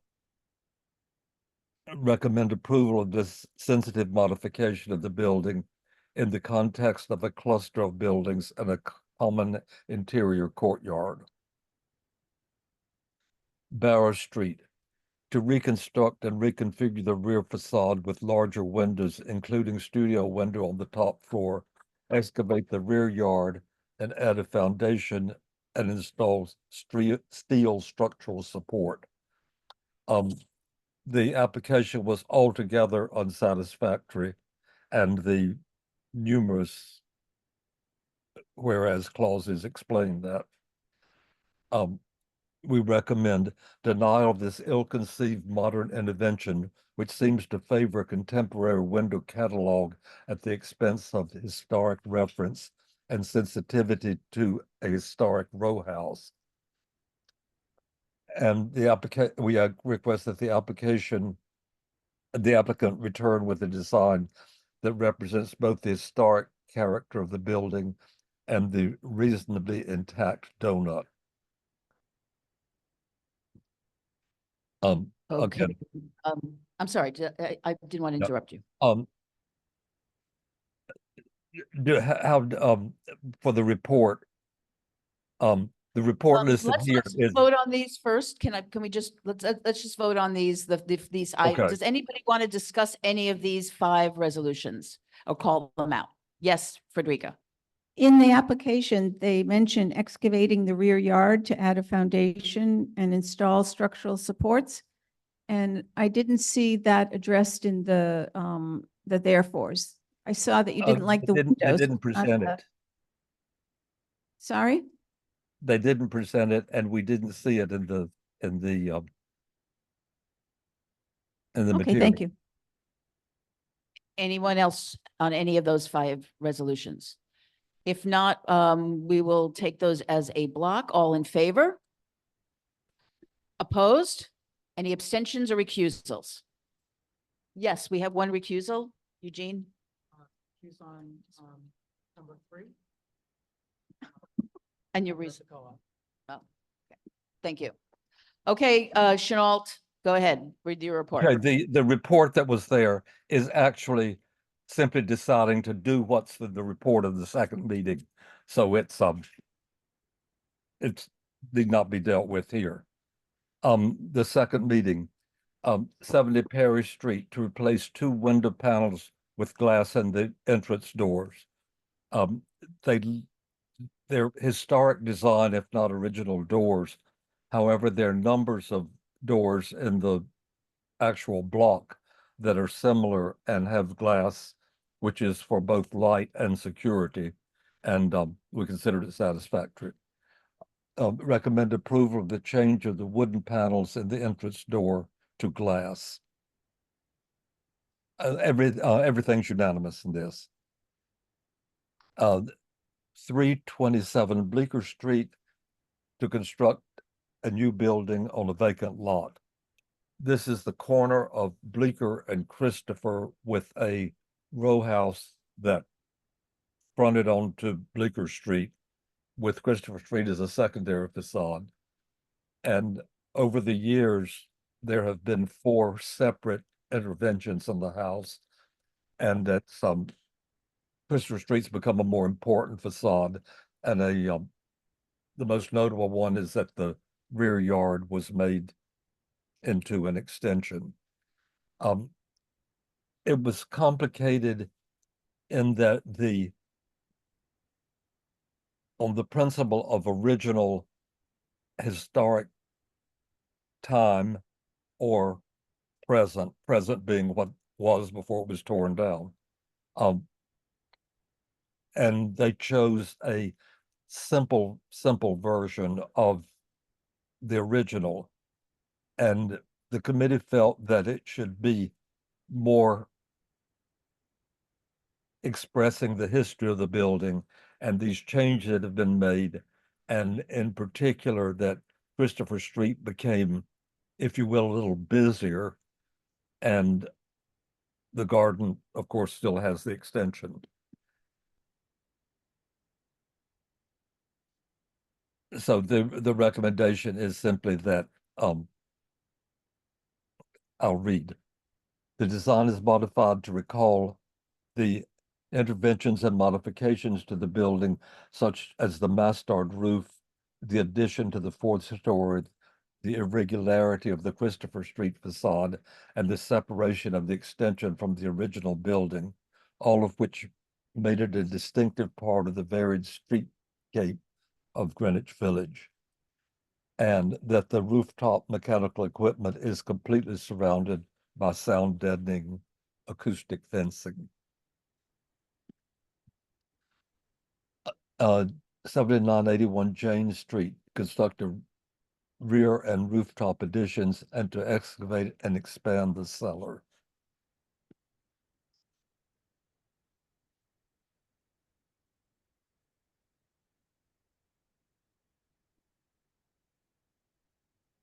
This is an interesting situation of a double house, if you will, that's 2 separate houses.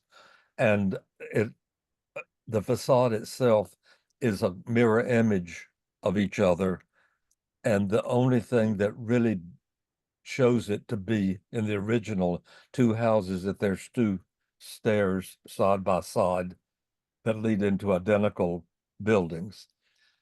We were concerned that, as we always are with these combinations inside, is that it read in the authentic separate way. And that's difficult with this building because it's the only intact one that is still the mirror image on the road. The resolution, the front facade proposal to be amended to include a subtle difference in order to ensure that the houses remained unambiguously current and historic appearance as two separate and individual row houses. They appear to be a bit different in color of the brick, and they're not making an individual with the brick. So this will likely satisfy that. And that the rear facade and non-visible rooftop additions be approved, that the excavation, underpinning, monitoring, and other engineering work be approved, provided that it carefully follows all applicable rules and regulations to ensure the integrity of the property and the adjoining property. We were reassured in this because they've done exactly the same kind of gut renovation with underpinning in the pair of buildings next door, and apparently with great satisfaction. The next one is laid over. 156 Waverly Place. Applications to restore the facade, construct a rooftop addition with mechanical equipment, reconfiguring the rear facade, change windows, excavation, and new garden. This building has a particularly unusual location along the south side of Waverly Place, and it's exactly in line with Waverly Place as it turns and goes north for 2 blocks to 7th Avenue South, which makes it unusually exposed. It's also unusual in that it's the only original facade in the entire row. All the others have been increased to 4 stories and considerably modified in the process. The approval of the sensitive restoration of this sole surviving front facade in the row. Approval of the basement excavation and underpinning, provided that all regulations are followed with respect the usual boilerplate. Approval with reservations of the excavation of the rear yard for which mature trees were removed before there was consideration of the application.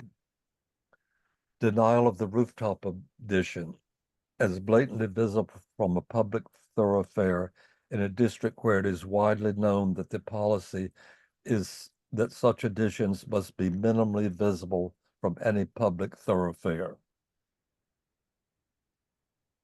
And that the commission, in view of the applicant's willful and excessive misrepresentation of the visibility of the rooftop addition, not hold a hearing with respect to an alternate proposal until it has been reviewed by the CB2 Landmarks Committee with a full mock-up and accurate photographs of the visibility. That concludes the resolutions. Okay, let's look to these. Does anyone want to discuss any of the resolutions that were just presented? Do you? Okay, go ahead, please. Well, I'm on that committee, and this is the 327 Bleecker at the corner of Christopher. It's a new building on a site that is very prominent, and this is the difficulty that the committee has when something is presented to us that supposedly meets all the criteria on the surface, but the details of the finishes of the window arrangements, the mansard roof and so forth, left something to be desired. And in this case, the same owner with a previous architect had submitted something through our committee and LPC that was approved in 2016. Why the owner decided not to just continue with that, which had already met our approval. And instead, they brought something that was really stripped down and made very blasé. And so I personally objected very strongly to it. The wording that we put in is that we approve it if they would redesign it with adding back in these distinctions that were in the previously approved design. I think that we would all agree, wouldn't you, Chenault, that we really don't have any real say about that. I mean, our suggestion that it be redesigned may not go anywhere because LPC might say, well, you approved it. Well, and yes, I would say that in general, when we're dealing with something that is really an aesthetic judgment rather than going by statute or rules, that we say provided that rather than deny unless, which is a stronger, we mean deny unless we say that. It's a little different from LPC's deny unless. Yeah, so anyway, it puts me in a tough position, so I'm going to have to vote no on that particular application. Anyone else? Okay, so what we have then is number 1. There's 2 twos on here. So it's 7981 Jane is number 3 actually. And it's 1, 2, 3, and 5. Is there any objection to taking these as a block? Otherwise, all in favor? Aye. Opposed? Okay, you are opposed to number 2, 327 Bleecker. Any abstentions, any recusals? Okay, they pass. Chenault, is that the end of your report? No, we have a business session, 3 items. Okay. The first one requires assent on however you would like to word it as a motion or what is ever. The eye and ear infirmary building, we all know about the hospital, the closing and the not closing and the wanting to close. And there's concern to protect the building, whatever happens. And there's a movement to have it made an individual landmark. Village preservation is, I would say, at the head of the movement, and others have signed on. There was a rally which included one of our elected officials, in fact. It's not in the district, but we commonly comment on things of this importance that are reasonably nearby. And so we're asking, the committee would send a letter to the mayor and to the commission asking that it be considered for individual landmark status.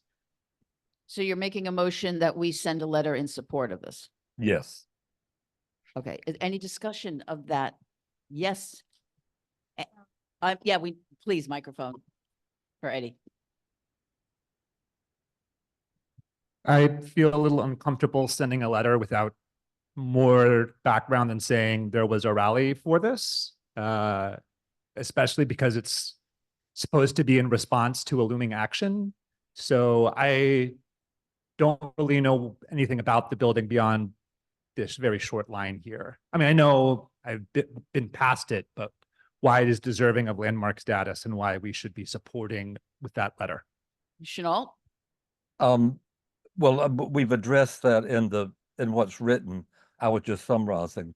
The architecture of the infirmary building is worthy of designation, and the building has an important history, which also merits this designation.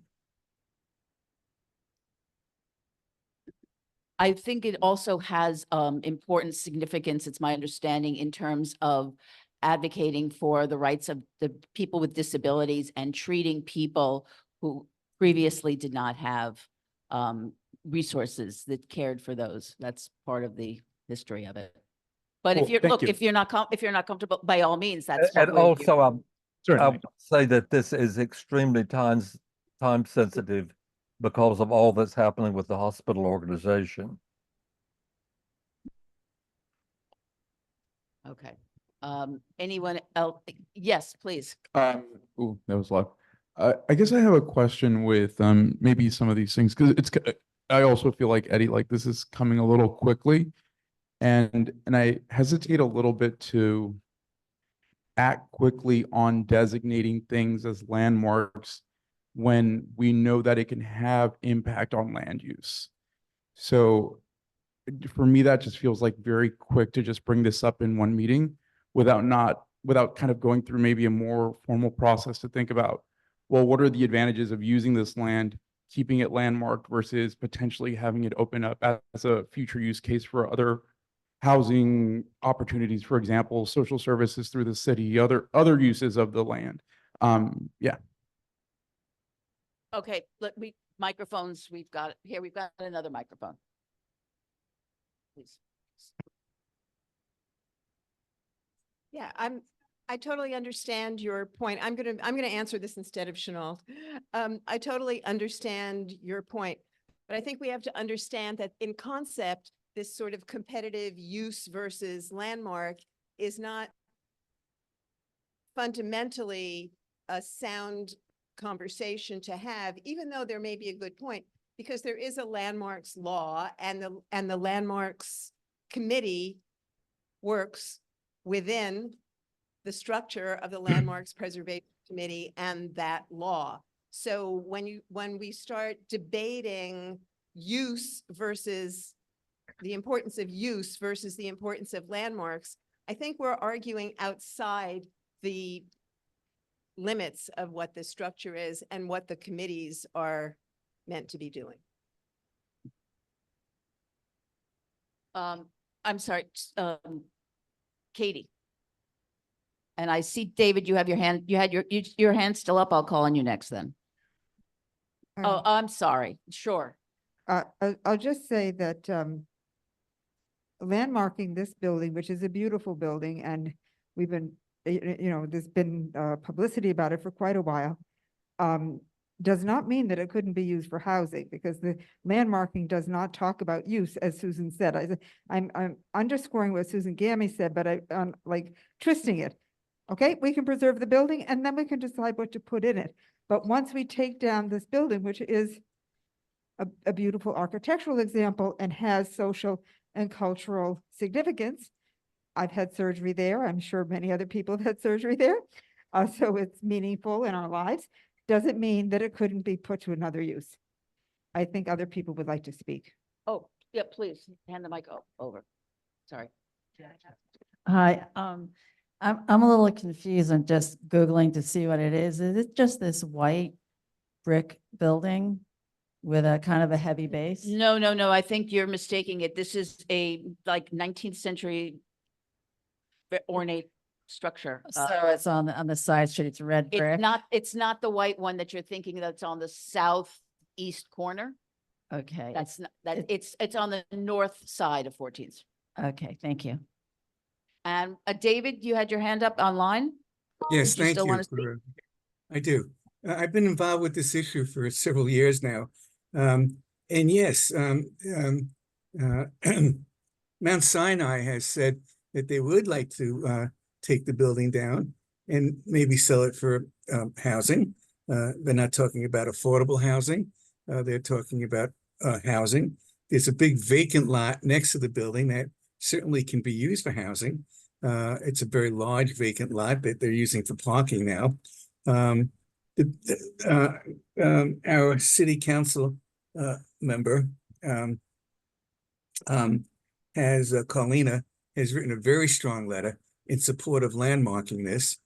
She's not known for writing letters about landmarking generally, but she had a very strong letter to make this an individual landmark to save this building. It has a lot of historic significance. I don't want to go into it.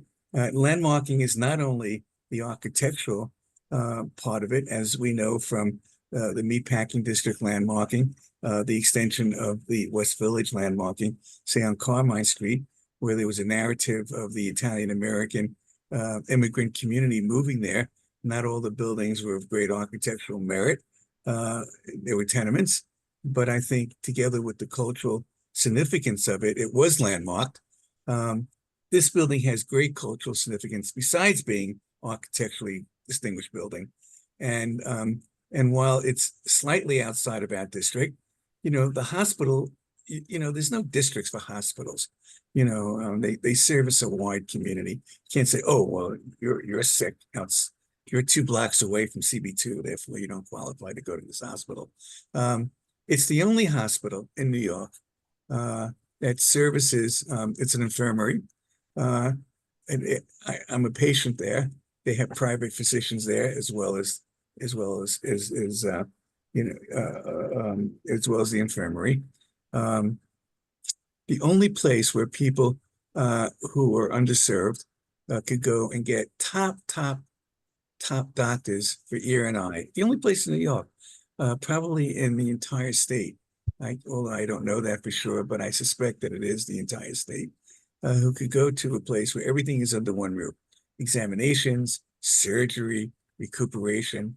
And this is another avenue to try to save this building and not let Mount Sinai sell it, which is what they've stated they wanted to do. They want to take it, they want to break up the ear and eye into 5 or 6 different subunits so that you go for an examination in one place, and go for surgery somewhere else, you go to recuperate in a third place. But that's not what Landmarks is about. I understand. Landmarks is about the architectural integrity and some cultural significance.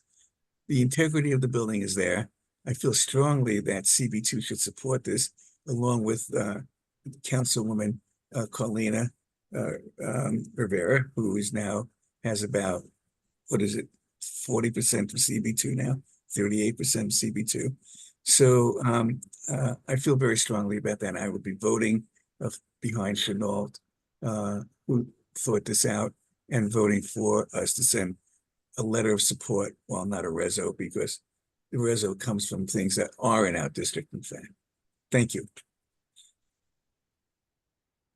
Anyone else want to just, Just okay, say I've one got more thing. Carter and I just want to point out, we're not the lead on this. We're supporting others on this, and they're all people that we respect and regularly work with. And that's what the position of this letter is.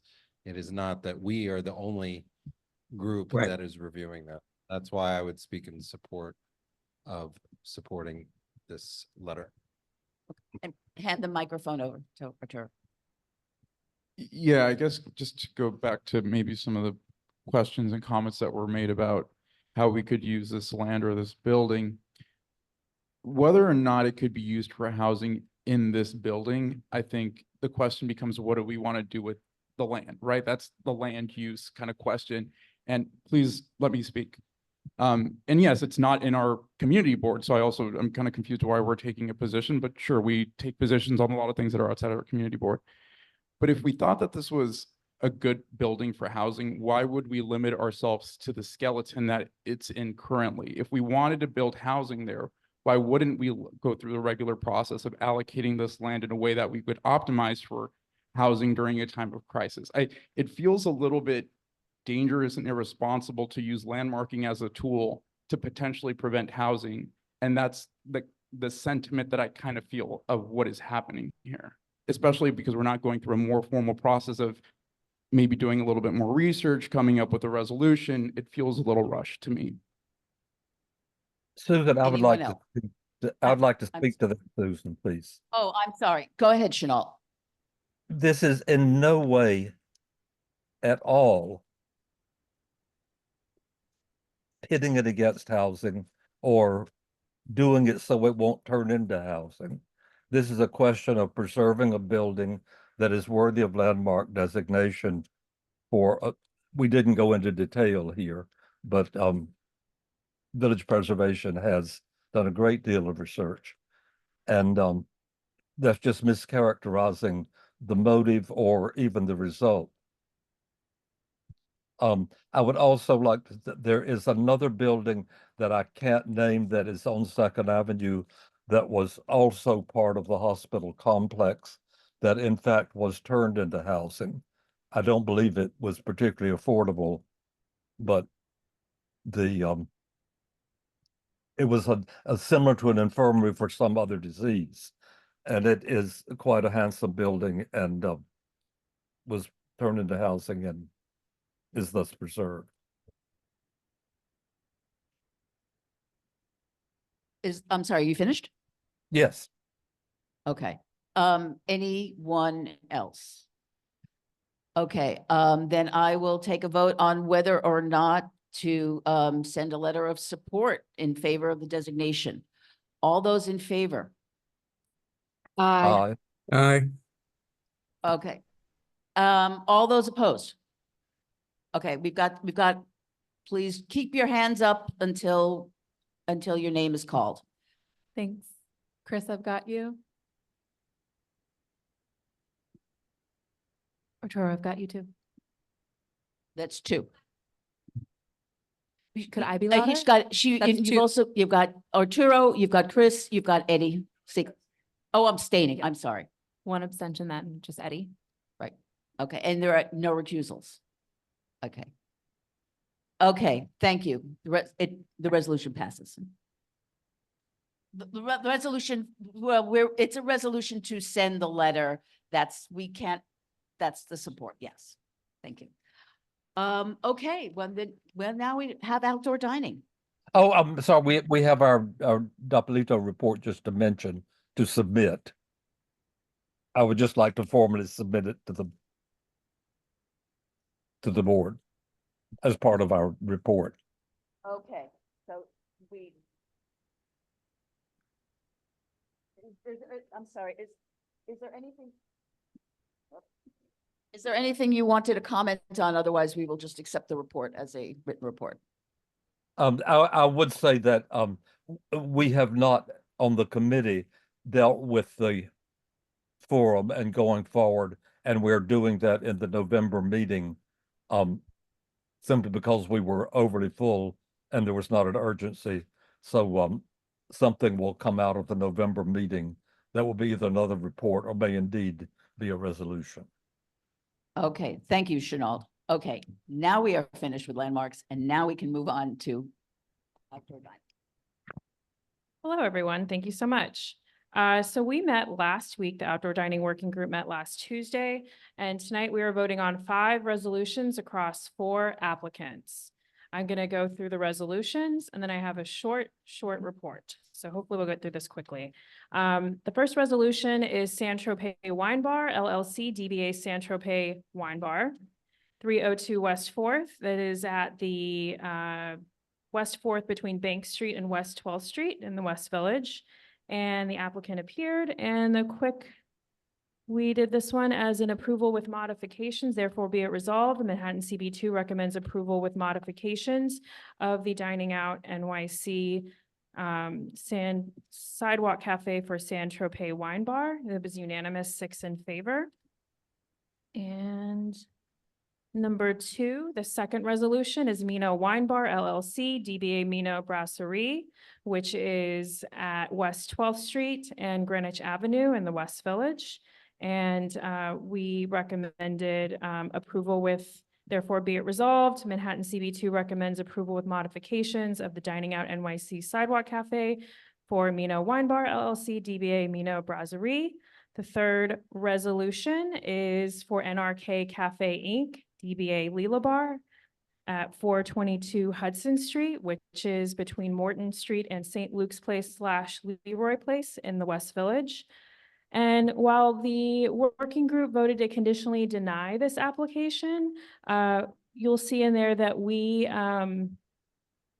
there's a whereas that says that if CB2 receives the updated site plan and signed modifications agreement, see I have a typo there, from the applicant licensee after the October full board meeting, which is today, and before the DOT deadline for community board review of this application, which that deadline is November 16th.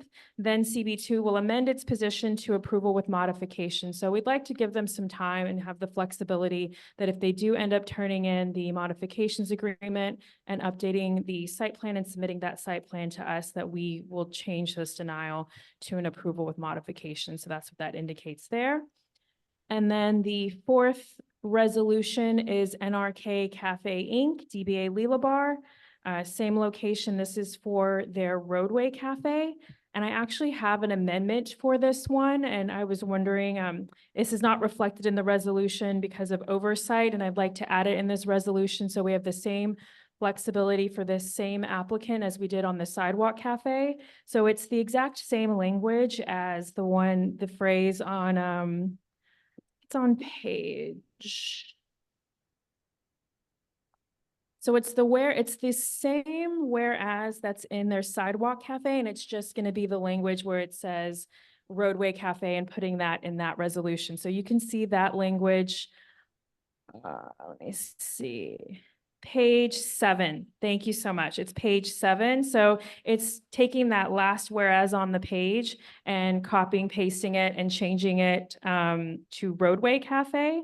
And then the DOT deadline for the roadway is actually November 6th. So again, it still gives them some time to get back to us. I'm in contact with the applicant. And so we just want an opportunity to make this work for everyone, both the operator and for the community. So how would you like to handle that? It's a motion. It's the.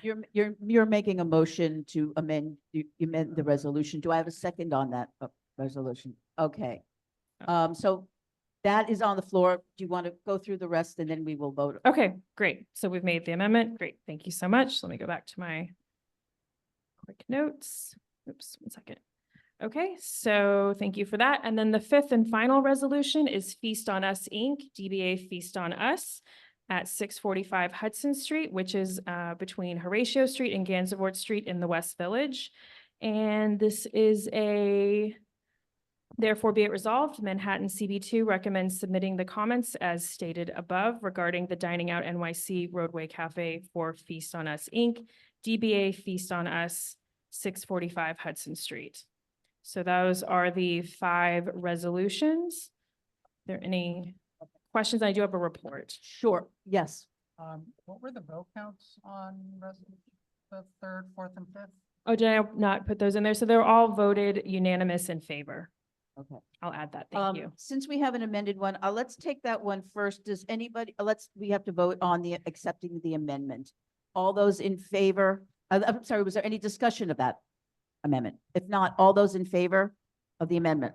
Aye. Okay, any opposed, any abstentions or recusals?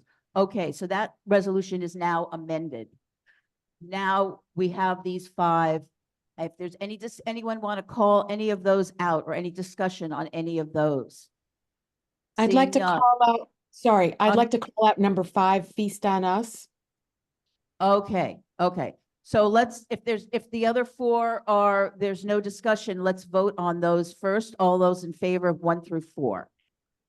Aye. Any opposed? Any abstentions or recusals? Okay, now let's discuss number 5. Go ahead, you two. So, since I live very close to this location, they're very nice people, but what they put up in the street bed was riddled with issues, including rats, including not, cleaning up. It was poorly maintained. There was really no one sitting out there for the most part, other than staff. And so I have a real issue with this application. I'm curious to know, did anybody show up either in favor or against it? I don't recall anyone speaking on either for or against it at the public hearing that we held. The applicant did appear and was very amenable to the changes that we proposed and is just looking to, we addressed the issues of the trash being in the barriers, these separate orange barriers, and had their trash that was covering a manhole cover that was in their frontage that they were trying to count towards. And so I hope that answered your question. Yeah, a little bit, but then I'm also saying that I'm opposed to this because they are a catering company. They are not a restaurant. They're kind of a catering slash, they've got a certain amount of food for takeout. So I am just going to vote against this one. Donna? Here's another one. And I hope others do as well. Yeah, hi. I live directly around the corner from them. I pass them every day. They are a catering establishment. They started serving lunches to people before the pandemic because they had the food every day and it was a way to use some of that food, make some extra money. There are not many places around that neighborhood at all that have places you can go into that you can just grab a bite to take out. They have no seating inside. It's strictly a takeout business. The only other place that I can think of that operates as a takeout place is Sweet Greens there. So it's a lovely addition to the neighborhood, aside from, as we just said, they're lovely people. I will agree the roadbed structure they have there and have had has been messy and a little dirty and not what you would want to see going forward. They came and seemed very knowledgeable about, they're doing a whole new structure. They will be doing that next year. It sounded like they were working to get the right size structure. They had no problem with making it smaller so that it conformed to the dimensions of their restaurant, which it doesn't do now and stays away from the manhole cover. They close by 4 o'clock every afternoon. People do sit out there now that the weather is warmer. There are frequently people sitting out there. It's not jammed with people. And I would love to give them this little bit of space outside because they have no space inside. And it's nice. And there's plenty of road space, so it's not interfering. It's taking up a parking spot. Thank you. Oh, thank you. Is there any other discussion, anybody on this resolution? Seeing no hands up. Okay, let's vote on this then. All those in favor of number 4? Any opposed? Number 5. I'm sorry, number 5. My Five. mistake. Number 5. Yes. I'm opposed. Oh, you're opposed. Okay, Ritu is opposed. Anyone else? Any abstentions? Any recusals? Sorry, I'm opposed. Susan. Chenault is also opposed. Okay. And Frederica.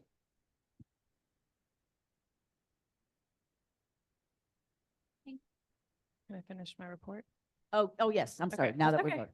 Okay, great. I just have a short report. I testified this morning on behalf of the board's position for Partners Coffee, which was in support of that application. You might say it was approval with modifications. It's for the Roadway Cafe for Partners Coffee at 44 Charles Street at the DOT public hearing on that application.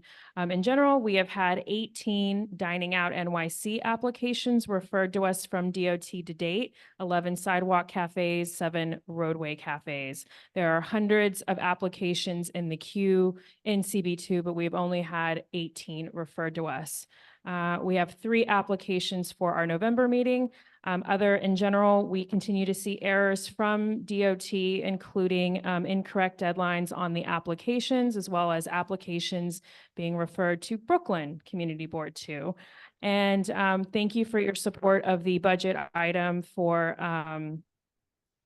outdoor dining. Our number 1 issue is inaccurate site plans, which cause the applicant delay, even though they have saved money by not hiring an architect. And that's it. Thank you. Yes, Rocio. A microphone here. Excuse me, Susan, we can't see the speakers. We've got the camera locked on the back of the room. Hold on a second.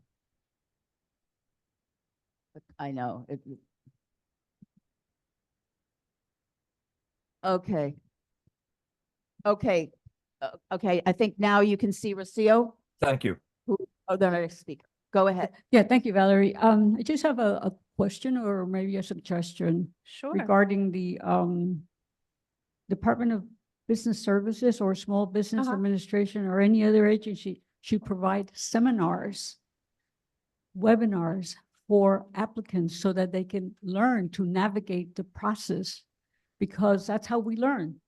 if someone were to teach us, take the time to show us what is wrong, so you will, the grants, I don't know if we can get the grants, but if they could do webinars would be, I think, ideal for the applicants. So I will point out that DOT has held about 5 to 6 webinars specifically for operators.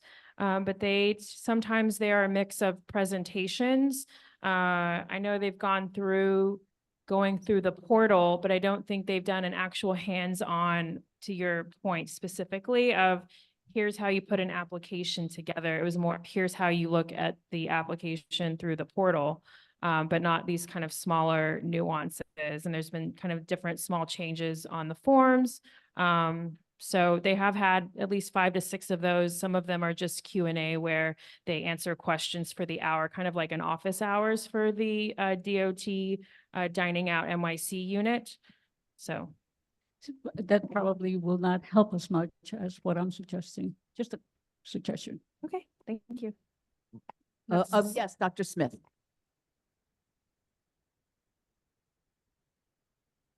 Valerie, are these Yes. trainings in different languages? I've only accessed it in English, but that doesn't mean that there aren't other means of translation. So I can't really speak on behalf of the agency regarding translation services, and the agency being DOT. Okay. Carter has his hand up. And then Arturo. Microphone. SBS is open 9 to 5 and handles any requests for help regarding dining out NYC applications. Question, Valerie, can you remind us what, for these queued applications, you said there's like 100 in the queue. What is the state of, for these establishments, if they are like within the policy, or they have like a grace period, or they have to have certain things down? What, can you just remind us what that looks like? So in terms of, so there's, as the elected, as Nicole or I think Connor was speaking, if you go to dining out NYC.info, and you can go, I think it's to just the front page, it says about the removal protocol is listed on there. It's a little complicated. If you applied before August 3rd, 2024, your outdoor dining setup must comply with new Dining Out NYC design requirements by November 1st, 2024. So that means if you had a sidewalk cafe and you don't have a perimeter on it, you now by November 1st have to have a perimeter demarcation on it. That's just one example. I'm not going to go through all the specifics. And then the roadway cafes are November 29th.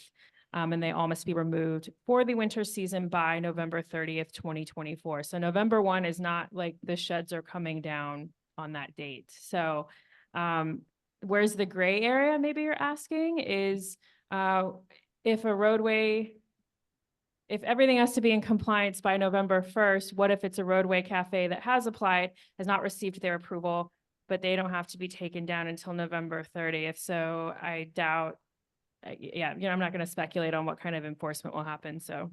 Thank you. And that's the end of your report. That's the end of my report. Thank you. Thank you, Valerie. Okay, SLA.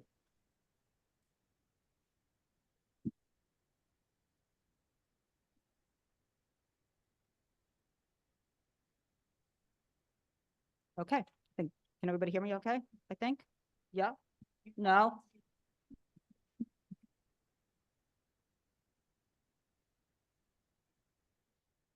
Okay.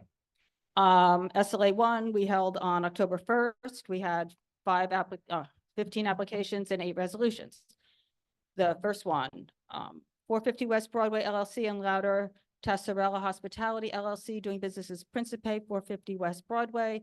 This is an on-premise restaurant with a change in method of operation to extend the hours by 1 hour each day except for Sunday.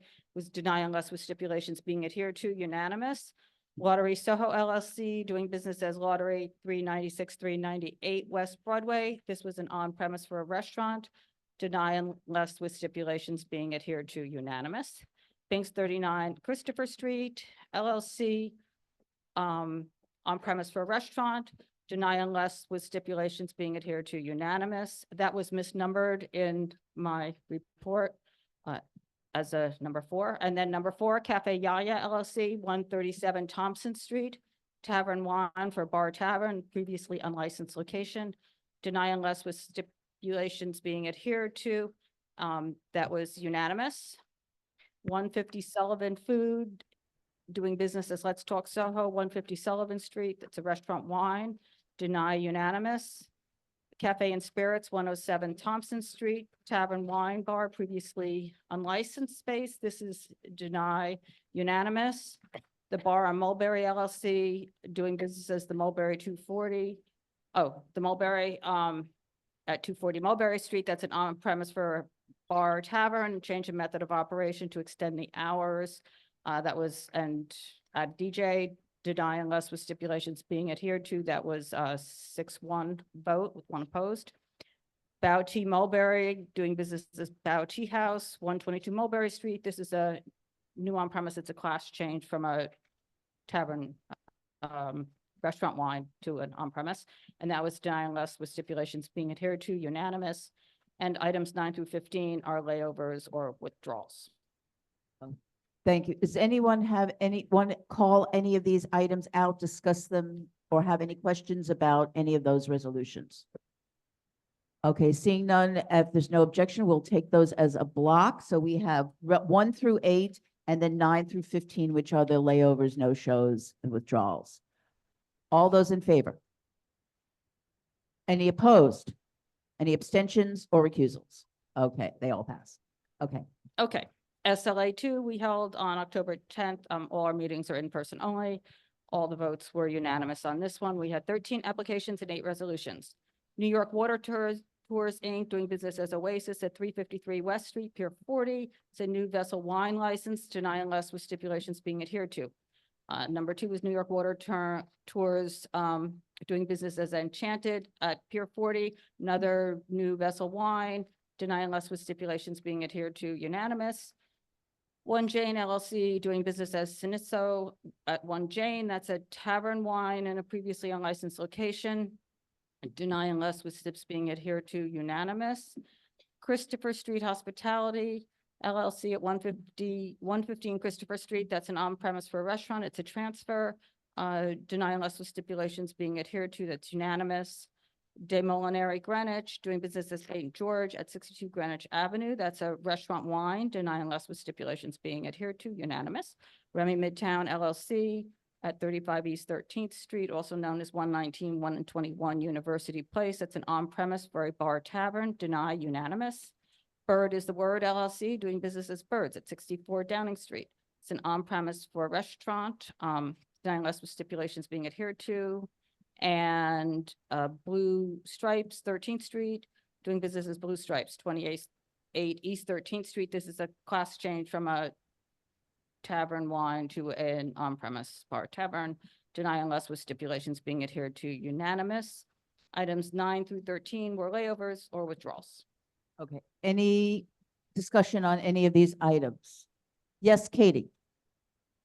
And then I'll call on you, Eugene. Oh, somebody's got a microphone back there, please? Oh, and here they come, microphones. The little game that we're playing with our handhelds. First of all, I want to thank Donna and the committee for the comments on numbers 1 and 2. The cruises affects me very personally. Actually, if you look, when you look right, when you come out of this building, you'll see how close that could be. And Daniel Miller, who was former member of the board, gave testimony as well. But it would be very helpful, I think, in light of all the people who spoke tonight about number 4, Christopher Street Hospitality, if there were some advice that we can give to the community about staying on top of it. I understand, through the resolution here, why the deny unless is highly protective. But what more can we suggest that the community do in terms of complaining, staying on top of it? Yeah. Because seem very, motivated. Frustrated. Yep. So I think what they can do is they can continue to make complaints to DOB. It's tiring to do that, but it's important because if it's not on record, you can't say there was a problem. So the complaints need to be made. And they can write letters to the SLA in opposition of this application. I'm happy to, I have most of their email addresses because they came to the meeting. I'm happy to let them know how to do that and keep them posted on, when it's going through the system so that they can do that and register their opposition to the application. Carter? Yes, Carter.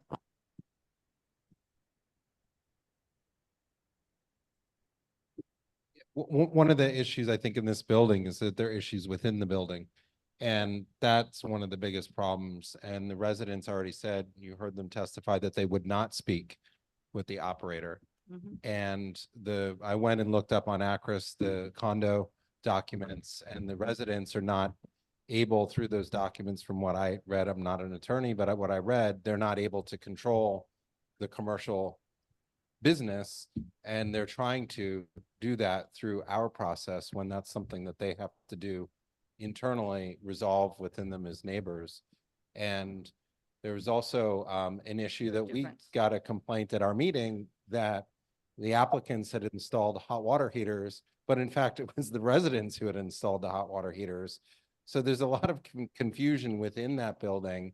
And this is really a situation where they need to work together and resolve some of these issues. And it's difficult for them to, when they come to us as the forum instead of working with each other. And I know while things may not have gone well, the applicant did try a number of times, and there was one Zoom call between everybody, but people said that the applicants were not cooperating when in fact I think they were trying to do that. And so it makes it very complicated for us in this process. And I think that the items that are outlined in the stipulations agreements are actually many of the issues that we heard about that the residents were concerned about. For example, the operable facade, when the doors and windows were closed, whether there's soundproofing, et cetera. So it's not easy in these cases, but that location,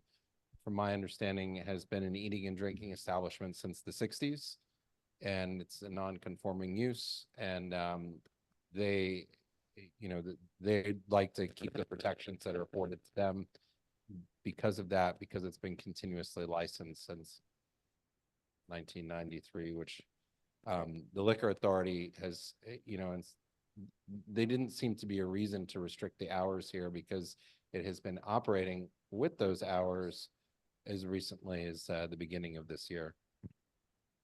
Thank you. And also just some of the other comments about the difference between bar and restaurant and zoning. It's an eating and drinking establishment. There's not a bar and not a restaurant. That is what it is, eating and drinking. They give licenses differently based on whether there's a full kitchen under the operation of a chef or not. If there's a full kitchen under the operation of a chef, then it is a restaurant. A lot of the sushi restaurants we get, because it's under a chef, but it's not a full kitchen, they used to make that be a tavern license instead of a restaurant license because of that. It depends who's looking at it, I think, but it's not consistent, but they've had that issue. So just to clear the air on that, that is how that goes. Okay. Any more discussion on any of those items? Now otherwise we will take them as a block, but since this is oh yes, Eddie. One question on number 6, the other denial or the only denial. It seems like it was maybe replacing something that used to be there that was also a bar in the same style. Is that right? Yes, it was a bar in the same style. It has a ton of 311 complaints. Then they've been complaining for years about it. The sound, I mean, I personally, I don't walk by that neighborhood very often, but I knew this place right away when it came Do to. you know what it was called? Huh? It was called Bar 13. Okay, And yeah. I was just like, where is that noise? Because that area, you don't usually hear things blasting out of the window. So I personally was aware of the noise coming out of there. The soundproofing was not adequate at all if you can hear it a block away, it's not adequate. So yeah, so it did have that and it was really problematic. The rooftop, they put a bar up there from what I saw, and I think I put this in the resolution. It was supposed to be a service bar. It wasn't supposed to be a stand-up bar. They weren't supposed to have speakers up there. The resolution was very clear, no speakers. They put speakers up there. So it was a real problem for the neighborhood. The other thing is when that rooftop was originally licensed, there weren't the tall buildings that are to the southwest, I believe it is, from that corner. So if you go to Google Maps and you look at it, I've not been up there, so I could see, it looks like they built tall, like a metal or something wall. The building was not built up, but there was like a metal or something wall that did buffer at the corner. So back 10 years ago or so, when this was done, that buffered the sound somewhat, especially since there weren't supposed to be speakers up there and there wasn't supposed to be a stand-up bar up there, from the residents around there, because when you looked up, you didn't see a lot of buildings that had residents in them there. Now, since then, they've built other buildings up there that are much taller than this. So that buffer also does not serve the purpose that it served before. Thank you. You're welcome. Anyone else? Yes, Carter. There's also, I think that the next SLA meeting, their license is going to be revoked Oh, that's for the right. I current forgot. Oh, premises I because forgot there are to put that. disciplinary, I meant a to put number that of in the resolution. disciplinary Yeah, matters there's a from lot of the old disciplinary. location. Thank you for Okay. that reminder. Anyone else on any of these items? Okay, since this is our last vote, this will be a roll call vote. I'm sorry, I'm Can I sorry, sit something- down? I can. Unless you'd like to stand there and wait till we do our roll call vote.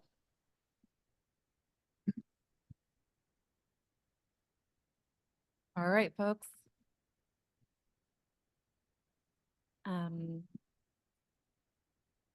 William Benesh. Carter Booth. Yes, thank you, Mark. I always forget to do that. Thank you so much. I mean,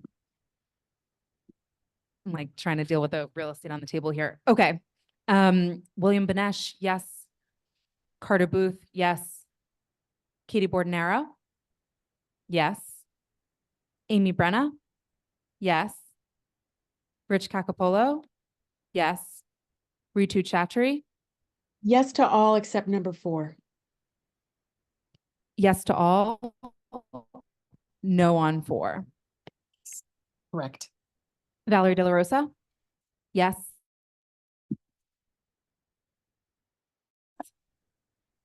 I believe he's online still. We're gonna move along. We'll come back. Chris Dignas, yes. Arturo Fernandez,